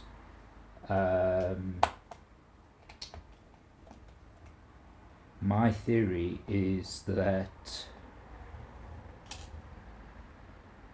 because it was South Africa pre-93, that is still in the heart of the apartheid era, and still in the heart of a lot of the world having sanctions against South Africa. And I think that we just didn't get the range, or pretty much the range or variety that the rest of the world got. We kind of got maybe the scraps from some or other, the countries that didn't have sanctions against us. Yeah. That's a side tangent talk. It is very, very weird growing up in a country that's got a political regime which you absolutely do not understand. I recall as a child, when do you end being a child? 10, 11 years old, asking my parents why there were signs on the beach saying whites only, and it just shows how, through the eyes of a child who's fairly innocent, who hasn't been who's got no political views, how it made absolutely no sense. And of course now, as an adult, it still makes no sense. And I'm very glad that our then president, who finally sorted us out, F.W. de Klerk, I believe, he got the Peace Prize with Nelson Mandela. Very pleased that he got us out of that. Oh, okay, what is going on here? What is going on here? This is not good. Okay, because these are all really nice, good condition. This one,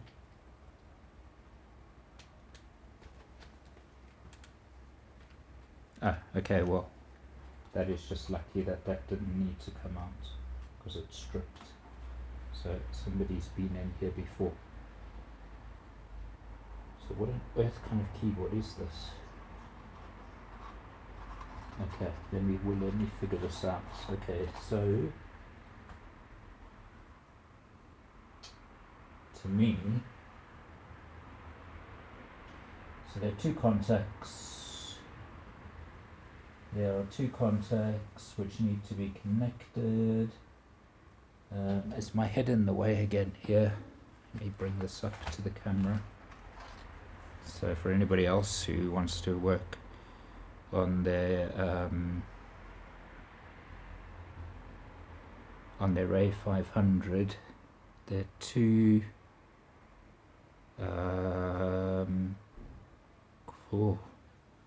I don't want to make a mistake. Are they called carbon contacts? Because they certainly have a coating which I don't recognize.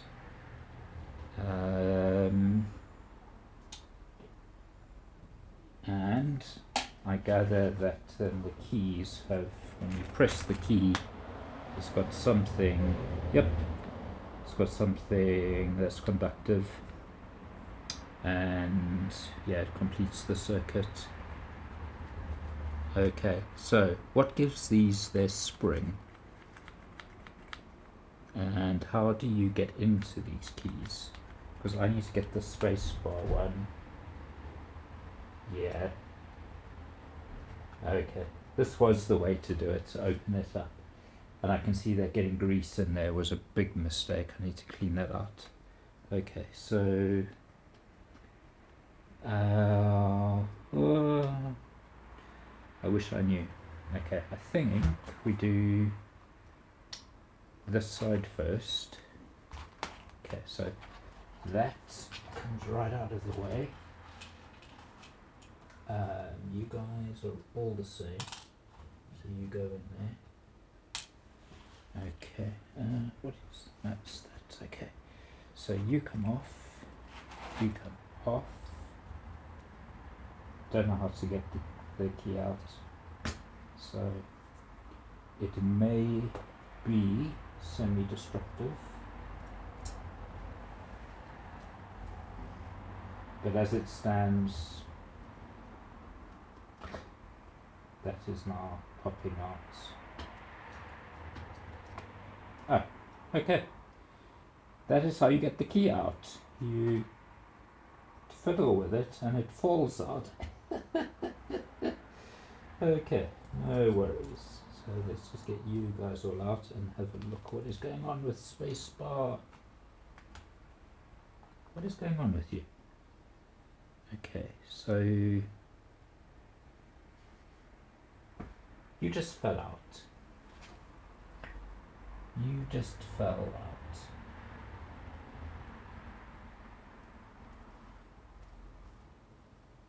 Okay. So where does your springiness come from?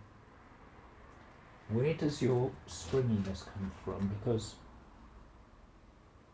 I really hope that there wasn't a spring that pinged somewhere. So I'm going to have to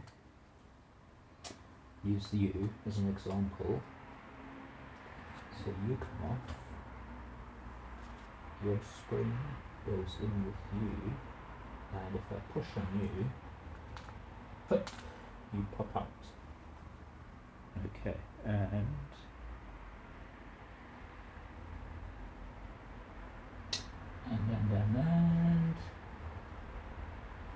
what is the difference between, okay, apart from the fact one is full of grease,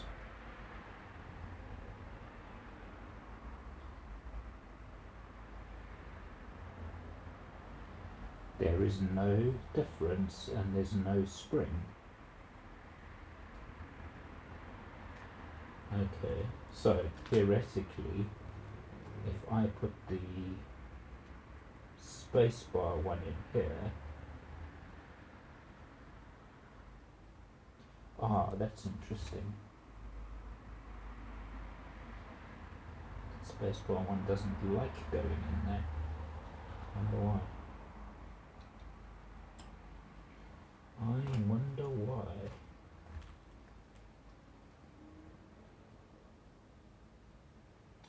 I wonder why. Why would you not want to go in there? Because there we go.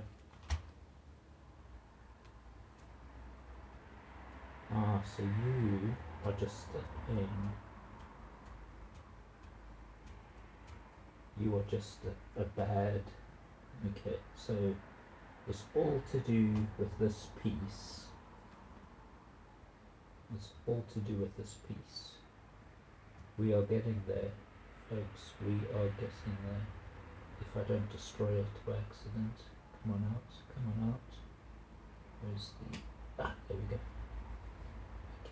all to do with you. Something is wrong with you. So, sorry, my head is in the way again. So let me not break more. So fix what I have broken. So let's get you back on and help. Can be a more appropriate key. Help, please. Okay. So we know it's not the shaft because using that in a different area on the keyboard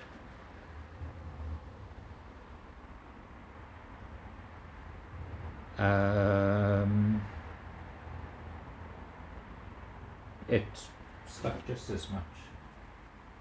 Oh, we're gonna lose sound just now. Yeah, low battery. Okay, and I don't have spare batteries here. What else is getting sound? Switch over to mobile phone sound. Okay. 2 hours 15 minutes. Okay. So let me see if I can see anything on here which is making you behave badly.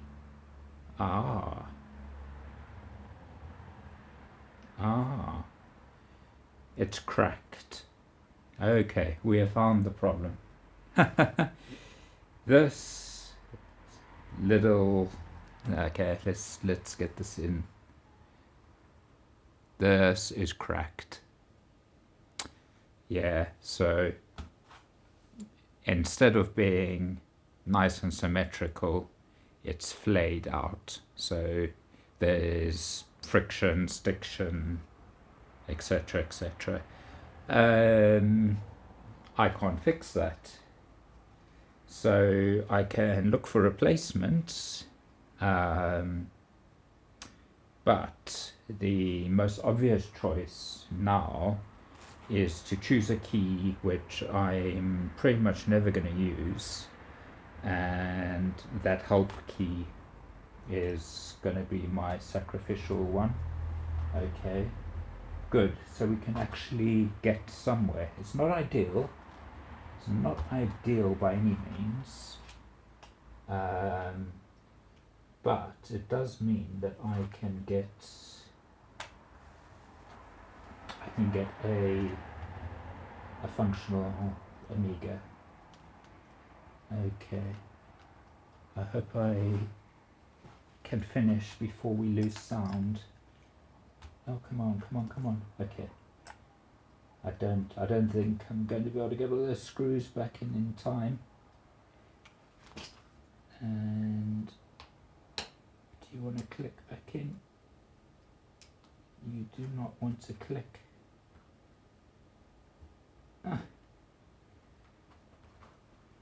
Why would you not want to click in?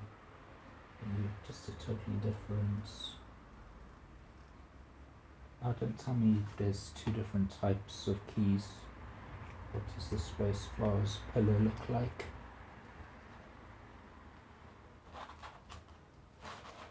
The spacebar's pillar looks the same. So why does this not want to click into that? It does, just needs enough force. Okay, so let us get you... Oh, that was the wrong one. This is my... glory, now I'm getting mixed up. This is the good one. This is my good one. So I needed to pop this one back out. Yeah, let's just pop this back out again. See that it clicks onto that help key. Okay. Low battery. Yeah, I hear you. Okay, let's see what's happening here. Okay, that's very interesting. It just falls straight off. It just falls straight off. That's a shame. So what could I do to possibly fix that? Because I don't want to have a gap that would just look ugly.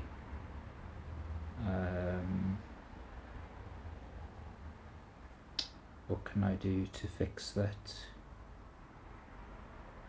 Okay, I need to replace this.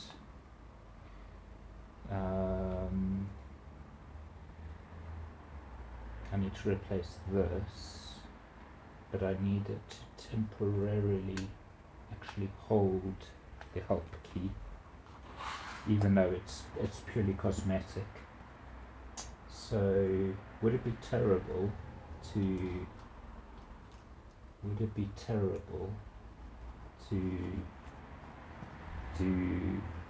drop a bit of super glue down there? I'm going to do that because it's cosmetic and the joint will be pretty poor. So when it does come to replace the key, it's probably not going to work because with all the grease, though that may actually count in our favour.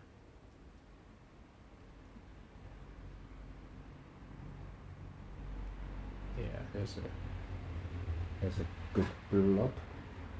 Let's kind of go around the sides a bit, not the. There we go. Okay. Okay, and now I need to get you on there while applying pressure from the back and not gluing myself to the keyboard. There we go. Okay.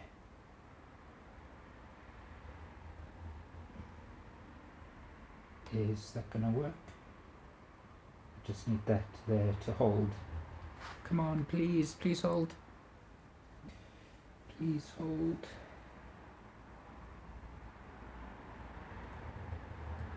Okay, I've now successfully glued the key down. What have I glued? I managed to glue I managed to glue that to that. Those are the wrong two pieces. I want that there. Okay. So that's cosmetic. That just needs to sit there. Okay. So now this I can pop into spacebar. Pop you into spacebar.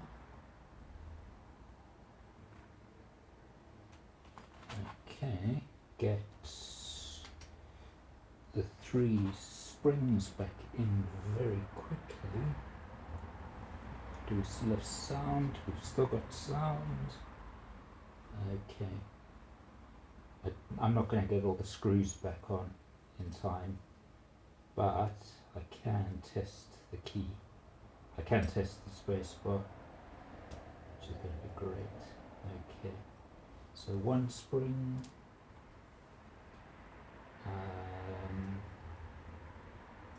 or can I, without it pushing the actual pillar bit out? I can just put pressure from the back, I think. Yeah, because I'm going to need to verify somewhat before I put those millions of little screws back in.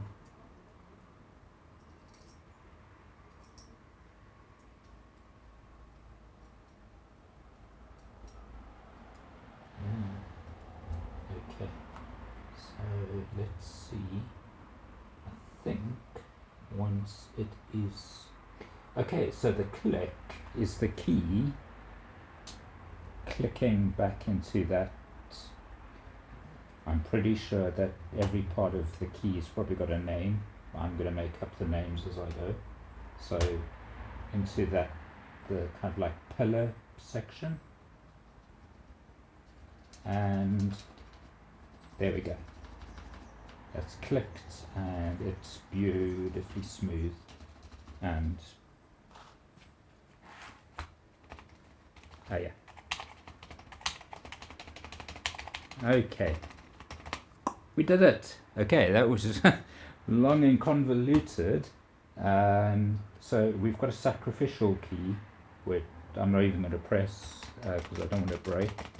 Okay, so there's a bit of grease here. Got a spacebar. Just going to quickly have a squiz at these carbon doofuses, just to make sure I didn't get too much grease. There seems to be some other substance in this keyboard. I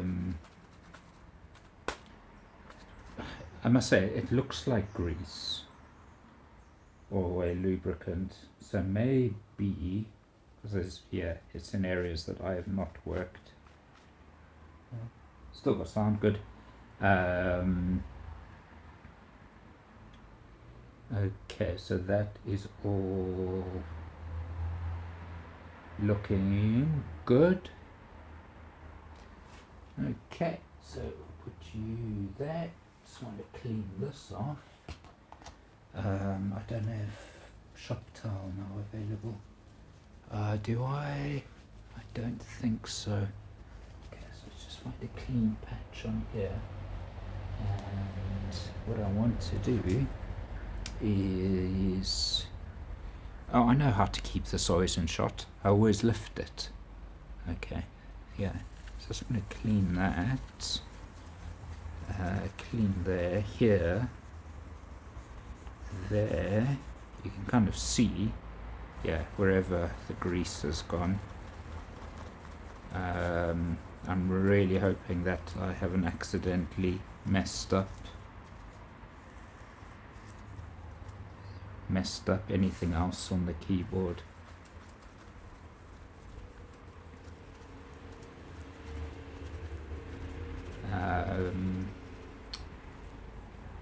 I don't even know if I've done a full keyboard test. That will be... I'm going to put this back together and get it powered up back on my normal bench and run it through its paces. Yeah. Okay, so well, you guys are free to stay with me as long as we are recording. Still got sound. So let's carry on. Okay, so that sits like that. This sits like that. Okay, we flip the whole doofus over very carefully. Oh, it's got nice alignments. Can we see there? Yeah, because it's got alignments, kind of like pins. Okay, now super quick, get all these back in. So I'm not coming out anytime soon again. Okay, yeah, took out 3 too many. Okay.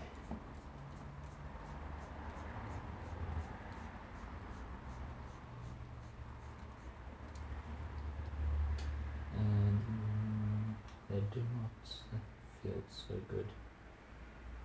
Or not.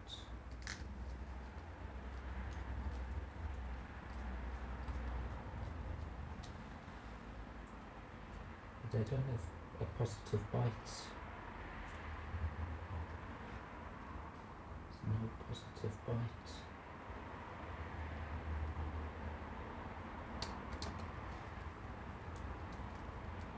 Yeah. Those do not have those 3 there. There's no I hope I'm using the right word.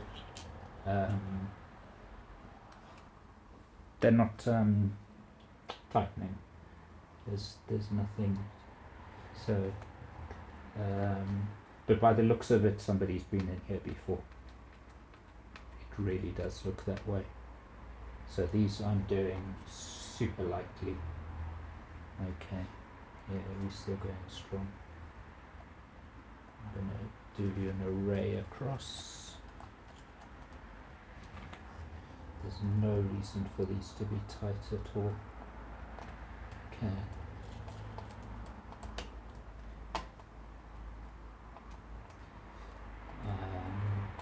Because I still want to see if, after I've glued, if the case holds the keyboard nicely in place, or if I do have to hot glue it.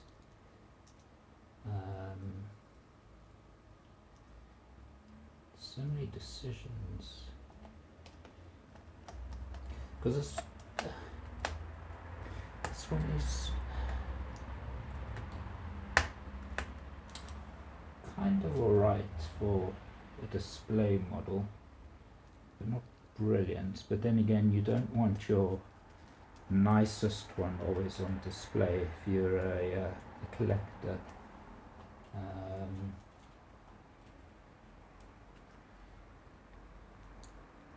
My Spectrum, ZX Spectrum,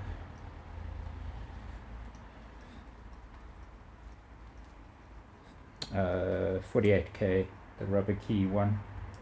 I've fixed so many of the things that I had a spare case in perfect condition left over. So my display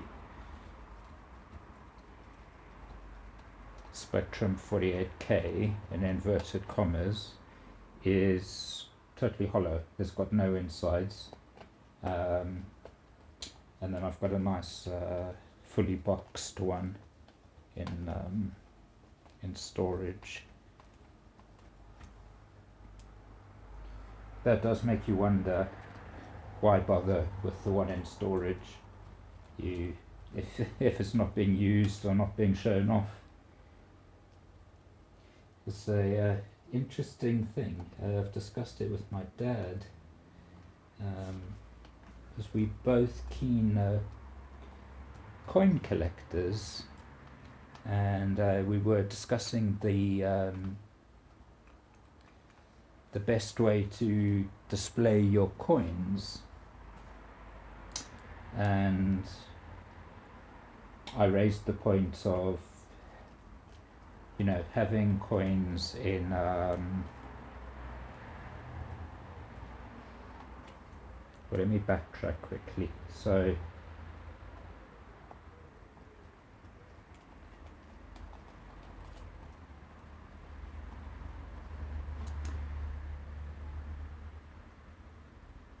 at some stage, I'm not an expert with regards to the timeline.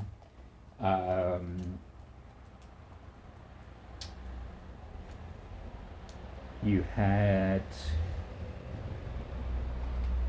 I guess, when plastics became kind of the rage, or were introduced to the world, you know, PVC was discovered, invented, what have you.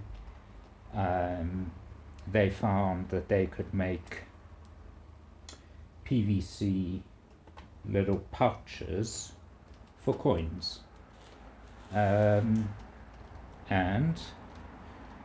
when I order coins off eBay, they often still do arrive in the PVC pouches, which is fine for transport. But what people have found is that the PVC, I'm not sure exactly what happens chemically, but what I gather is that the PVC interacts with the coin, causing horrible tarnishing. Something bad happens, and in the coin collecting world, those pouches have pretty much fallen out of favor. But also, you know, how do you display the pouches?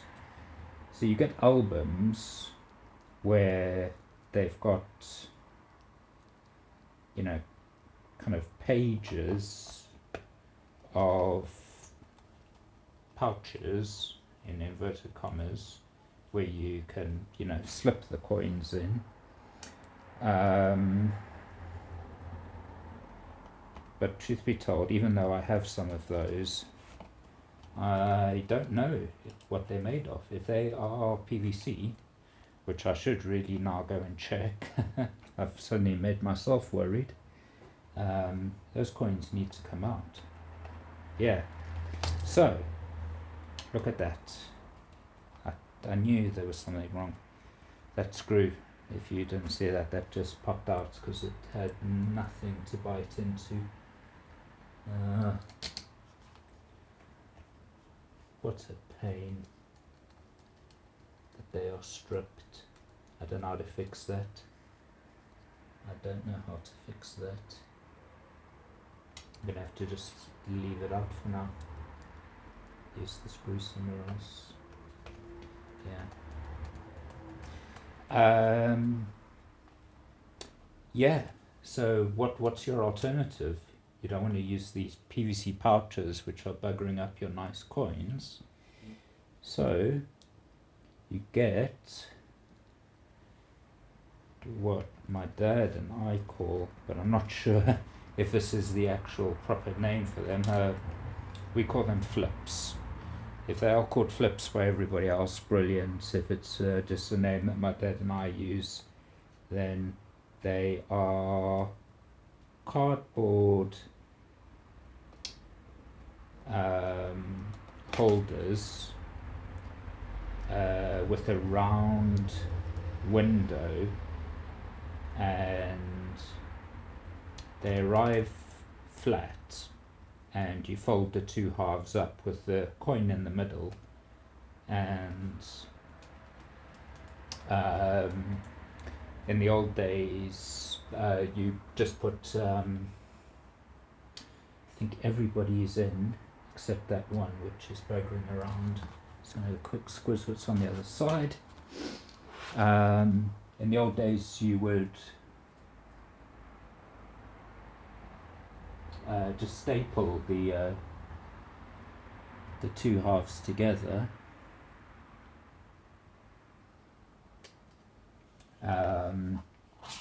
but the newer ones are self-adhesive and they're very nice.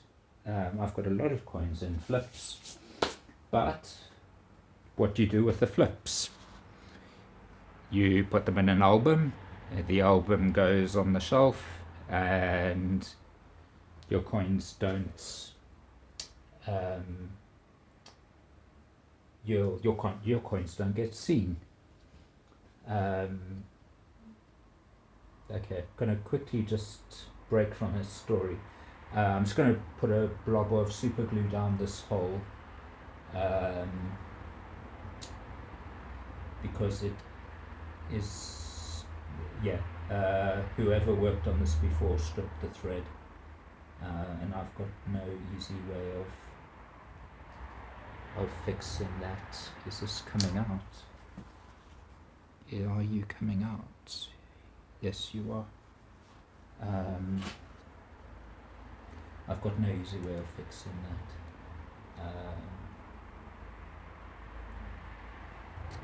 There we go.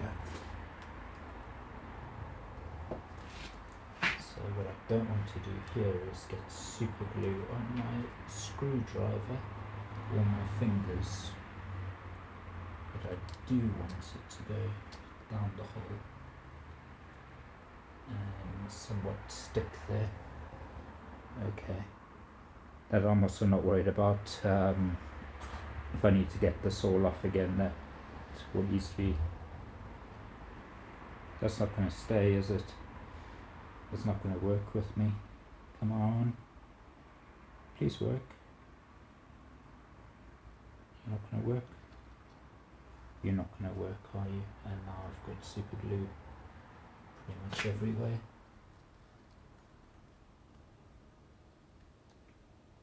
Yeah, just need you to stay in there.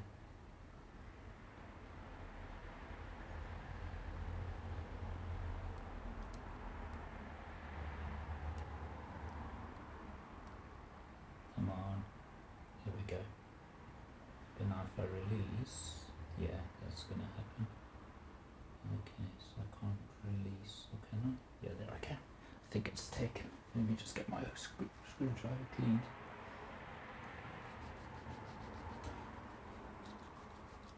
So, yeah, flips and albums. If you don't open the album, you don't look at your coins. You don't enjoy them. If you don't enjoy what you're collecting, if you're not looking at it, what's the point on earth in collecting? Unless you know, have family, children to pass things down to. Now, I don't have any kids, though I do have a lot of nieces and nephews who I would love to have my stuff when I finally bite the dust one day. None of these have taken. Those three are all. Oh, what am I going to do? If I flip it round, I've got a possibility of losing them. So I think I'm going to do the... Oh, we've lost audio. Okay, I'll switch to mobile phone audio. Apologies for the change in quality. It is what it is, yeah. Lesson for next time to put that audio recorder on external power. We're still recording 2.5 hours. Yeah, we are still recording, top and bottom, front and top. Okay, so let me do the same as I did with the plastic repairs here. So I'm going to put a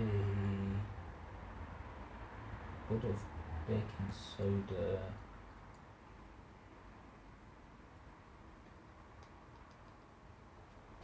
around the sides of the screws, going over the top just a bit.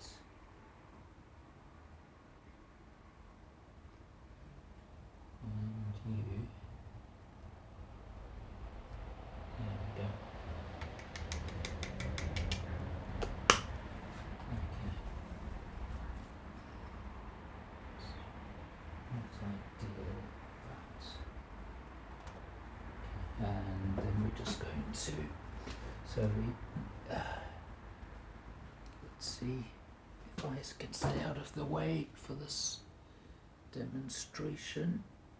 And now if we just put a drop of super glue on. There's a drop.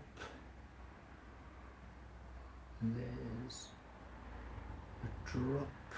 And here is a drop. Okay. Now I get this clean because it's full of super glue. Is super glue a trade name? I don't know. South Africa we call it super glue. Oh, I do know the proper name if I think hard enough. Cyano, something or other. This thing has gone berserk. It is. This is not the time or the place for you to misbehave. There we go. Had an air bubble in. Okay. Are you now gonna... You finished buggering around? Okay, done. There's really a shame about that. Okay. Really a shame about the sound.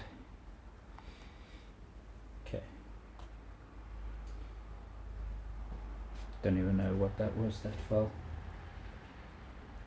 No idea. Okay. So let's have a look what that did. Pretty much what I wanted it to do. Yep, pretty much exactly what I wanted it to do. And now we can go back in there. Let's find a clean place on here. Okay, so next time, note to self, power audio, and have plenty of shop towel on hand. Okay. There we go. And there we go. Okay. So all those screws are in. Just going to double check my holder. Yep, they're all in. Okay. So keyboards to the side. Lids. Oh, okay. Well, that is very interesting because our repair just broke. So that didn't work. That didn't hold. That is very interesting that didn't hold.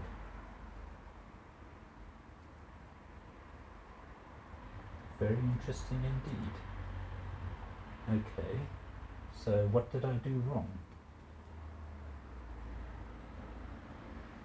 What did I do wrong?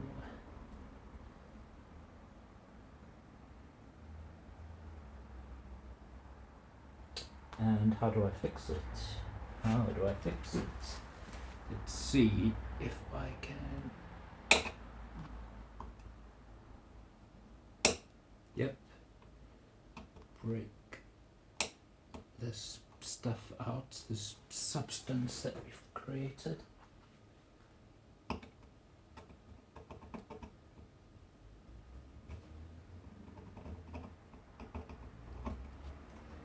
Okay.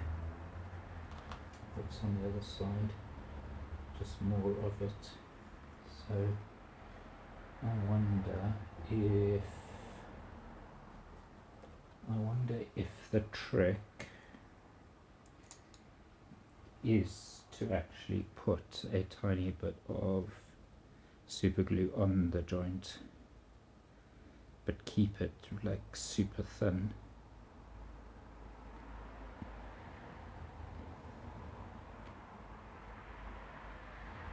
Yeah.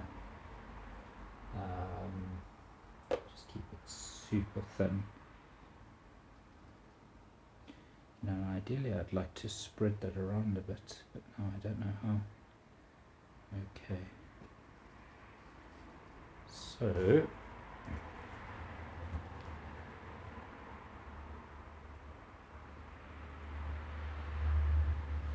I think it's just going to spread around by itself because of the mere nature of things. And there we go.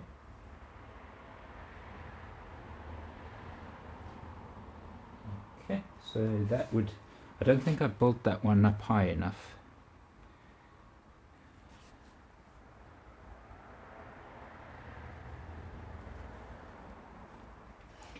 I don't believe I built that up high enough. And this is not quite as neat as it could be. The joint is visible.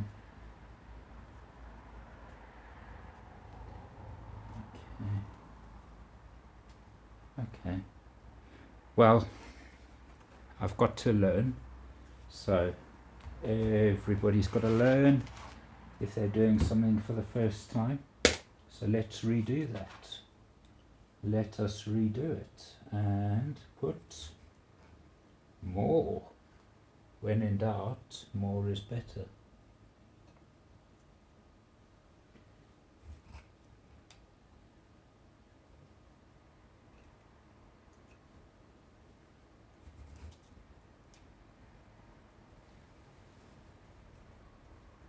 Yeah, what are you going to do now? Hey? What are you going to do now? Of course, it's not going to be brilliant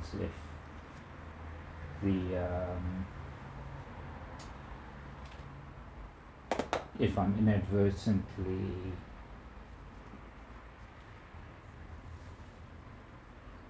stopping the case from closing properly. Okay, so let's get this in the camera again.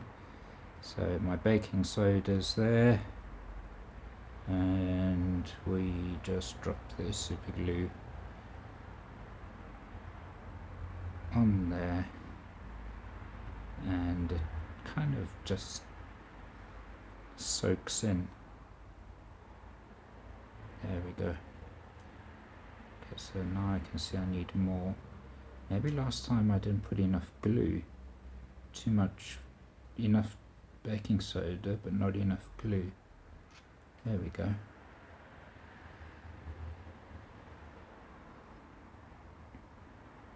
Okay. Review temporarily. It definitely should have more Shoptal. This piece has been used for everything.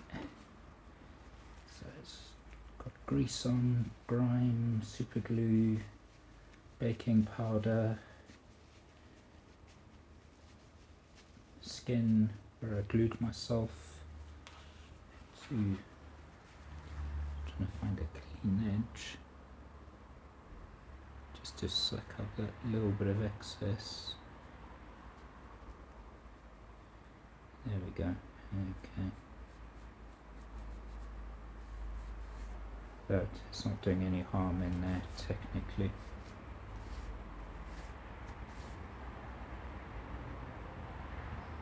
Okay.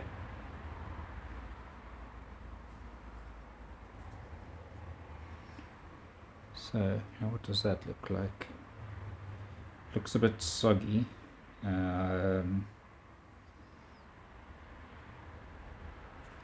Let's see, does it change? Even the ones that I did probably well over an hour ago still look a bit soggy. I will have to go and watch some experts, watch Tech Tangents do it again and see what his joints look like. In my head they looked a bit drier, but he might have gone the other way around, put the super glue down first and then put the baking soda afterwards. Anyways, okay. Oh, we've lost camera. Okay, so we are down to top camera only. Wow, this couldn't go worse if I tried. Okay. Yeah. Oh, okay. Main camera. Hard drive full. Very funny. Okay. What am I doing? I'm putting you aside temporarily. Bringing computer back into. Now I've got to make sure my head is out of the way. Okay, so computer back into frame, keyboard. Where's that super glued lot? Okay, slide you back in. Okay, now this sits there. Okay, so what do we have at the moment? We've got a working Amiga with no help key, which is not the end of the world, because if I need help, it does actually work. It just doesn't pop back. But I've got a space bar, which is critical. Okay, so I've got a working Amiga. I know the 3.5-inch drive is good. I know the motherboard is good, or let's rather say electronics is good. But it's horribly discolored. It's disgusting inside. and the case is pretty battered. So this one,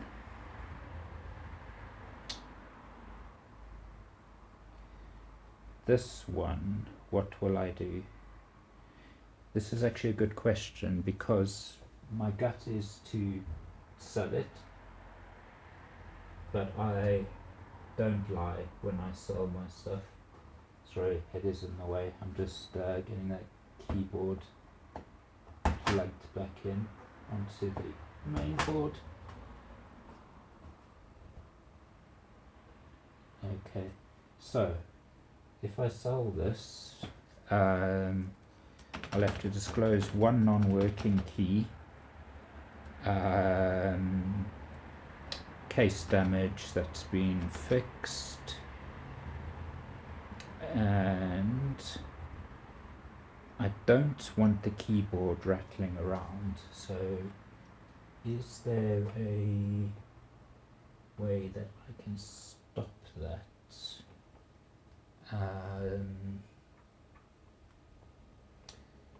Kind of feel like just putting a bit of hot glue. Because hot glue, like a lot of what we've done, can just peel away. Okay, so I was thinking at the top originally, but that doesn't look like it's going to work. So I think I'm just going to hot glue it around these here, just to stop it sliding up and down. Okay, so glue gun.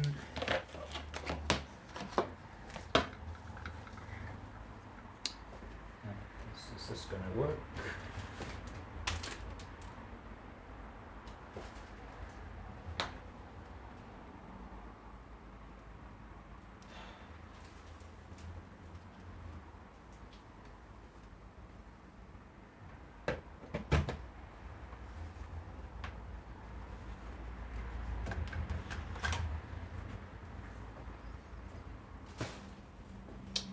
Yep, that was very clever.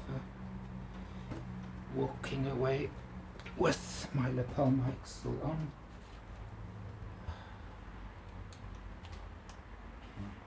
To figure out power solution for that. Okay, let's hope this doesn't take too long to heat up.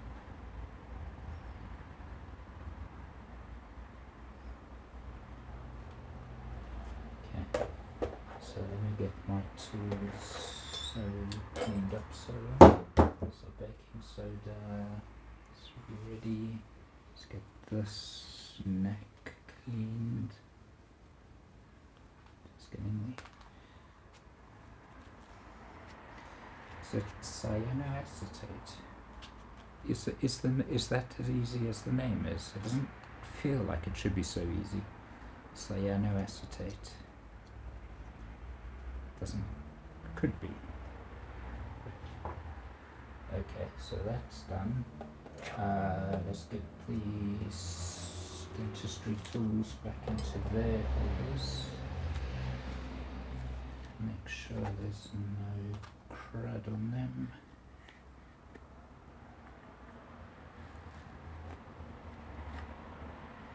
Have I cleaned you?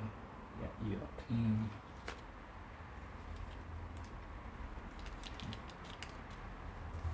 Good.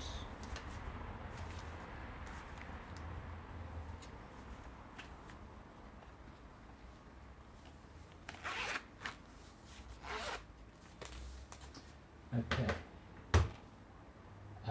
This we need still.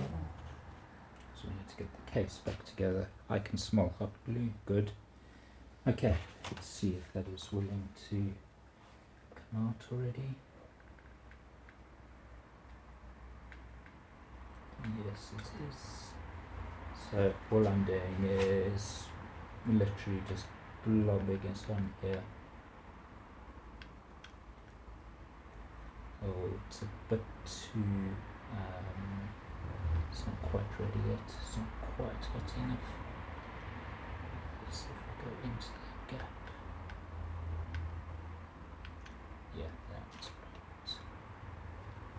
Okay. Hot snot. Who calls it that? Somebody. And that is, this one doesn't look right.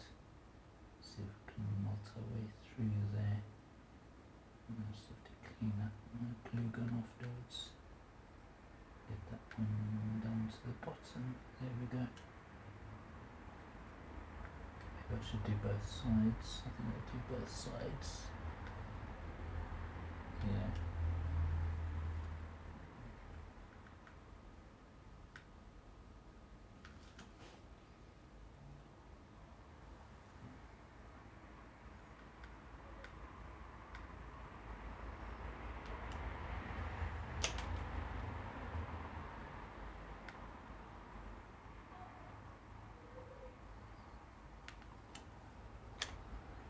And maybe a bit on the top. Okay, now we're pushing our luck. So now we're starting to go into the realm of what can't be peeled off, maybe.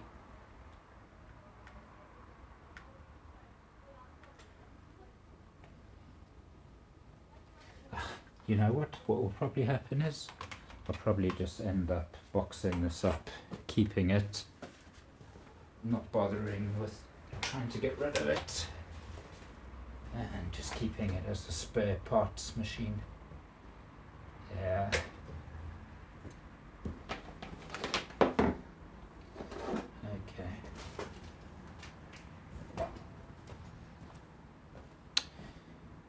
Because in my experience, when you try and sell something which isn't perfect, I mean, not only would I make a substantial financial loss, because it wasn't exactly cheap, most likely I will have a buyer moan at me. They won't be happy. Look at that. The keyboard. What has happened with the keyboard? Ah, okay. There we go. It's a very, very odd design. So we've got a space bar. We have got a space bar. That's okay. So we've got a space bar. We've got these pillars here, which, I mean, if you can't see it on camera, I'll only be able to tell when I look at the footage. I mean, you would have to look quite hard. And then we've got that corner, which is now not a particularly good job. That is quite visibly being fixed. It was better the first time round. A pity that I didn't get it right. Yeah, but yeah, learning as I go. So if we flip this whole thing around, and now I've got to be careful because, okay. So, got the odd silver screw which goes under the warranty sticker. So that is here.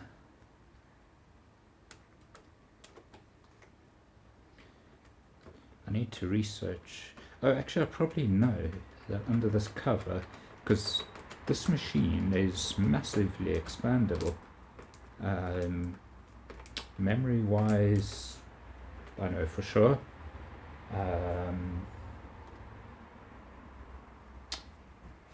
So I go there under that cover. Is one of the areas that you can add memory. Okay, so I've got 2 short ones and 3 long ones. So the 2 short ones will go at the front and the 3 long at the back.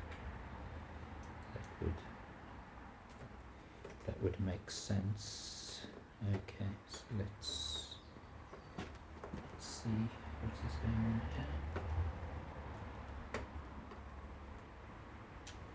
That is not. Oh, what am I doing? There we go.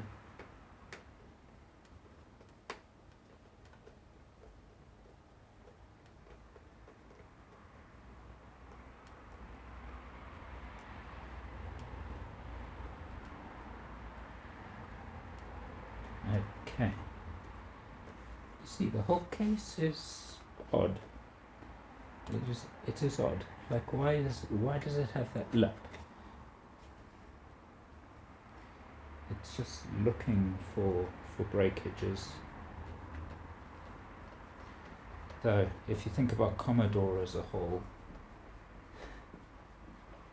their cases have never been particularly brilliant. I mean, how many of us have C64s with broken clips? Okay, and this all just comes together like that. And am I not blocking? I don't want to block the view. Get you.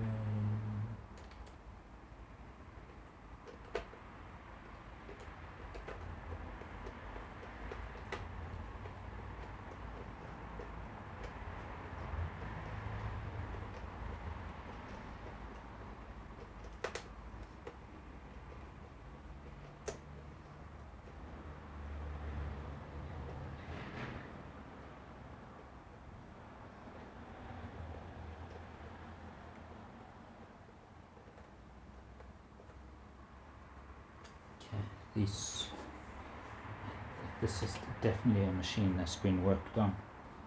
The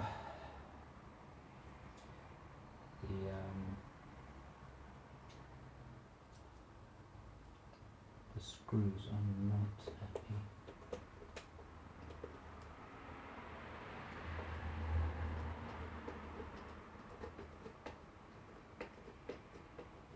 This one's a bit better.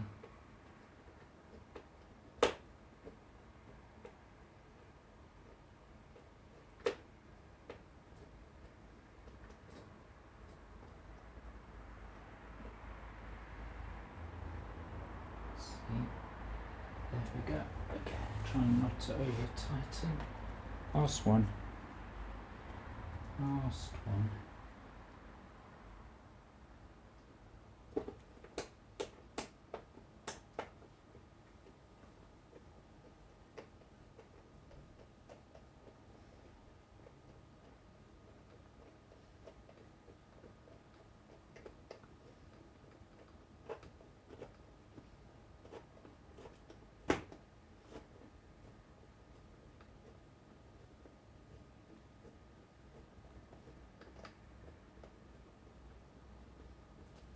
and tight. Okay. And then all that remains is that warranty sticker, which is it's still sticky a tiny bit.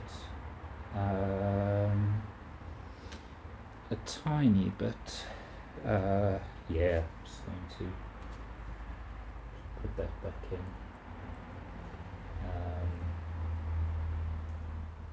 Give it a bit of a push down. And okay, that is the best that I can do. Okay, let's flip you around. Okay, there we go. Everything's come back nicely together. Well, there are more case breakages, but yeah. Okay, so the other one is also hairline, is closed by itself. Here is a different breakage which I haven't even noticed before. So this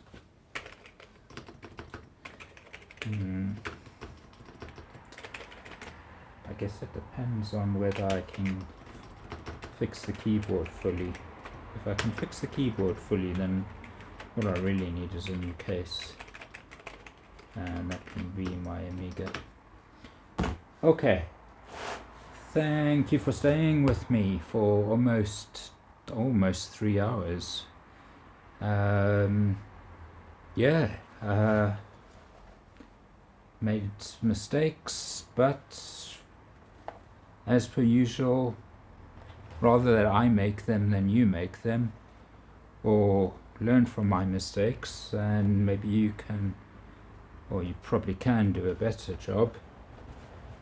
Yeah, lost our camera, we lost our sound. What else could have gone wrong? Yeah, things falling around in the garage. Yeah, challenging. So, how do I even do this? Because I can't see anybody. If you liked that, maybe a thumbs up.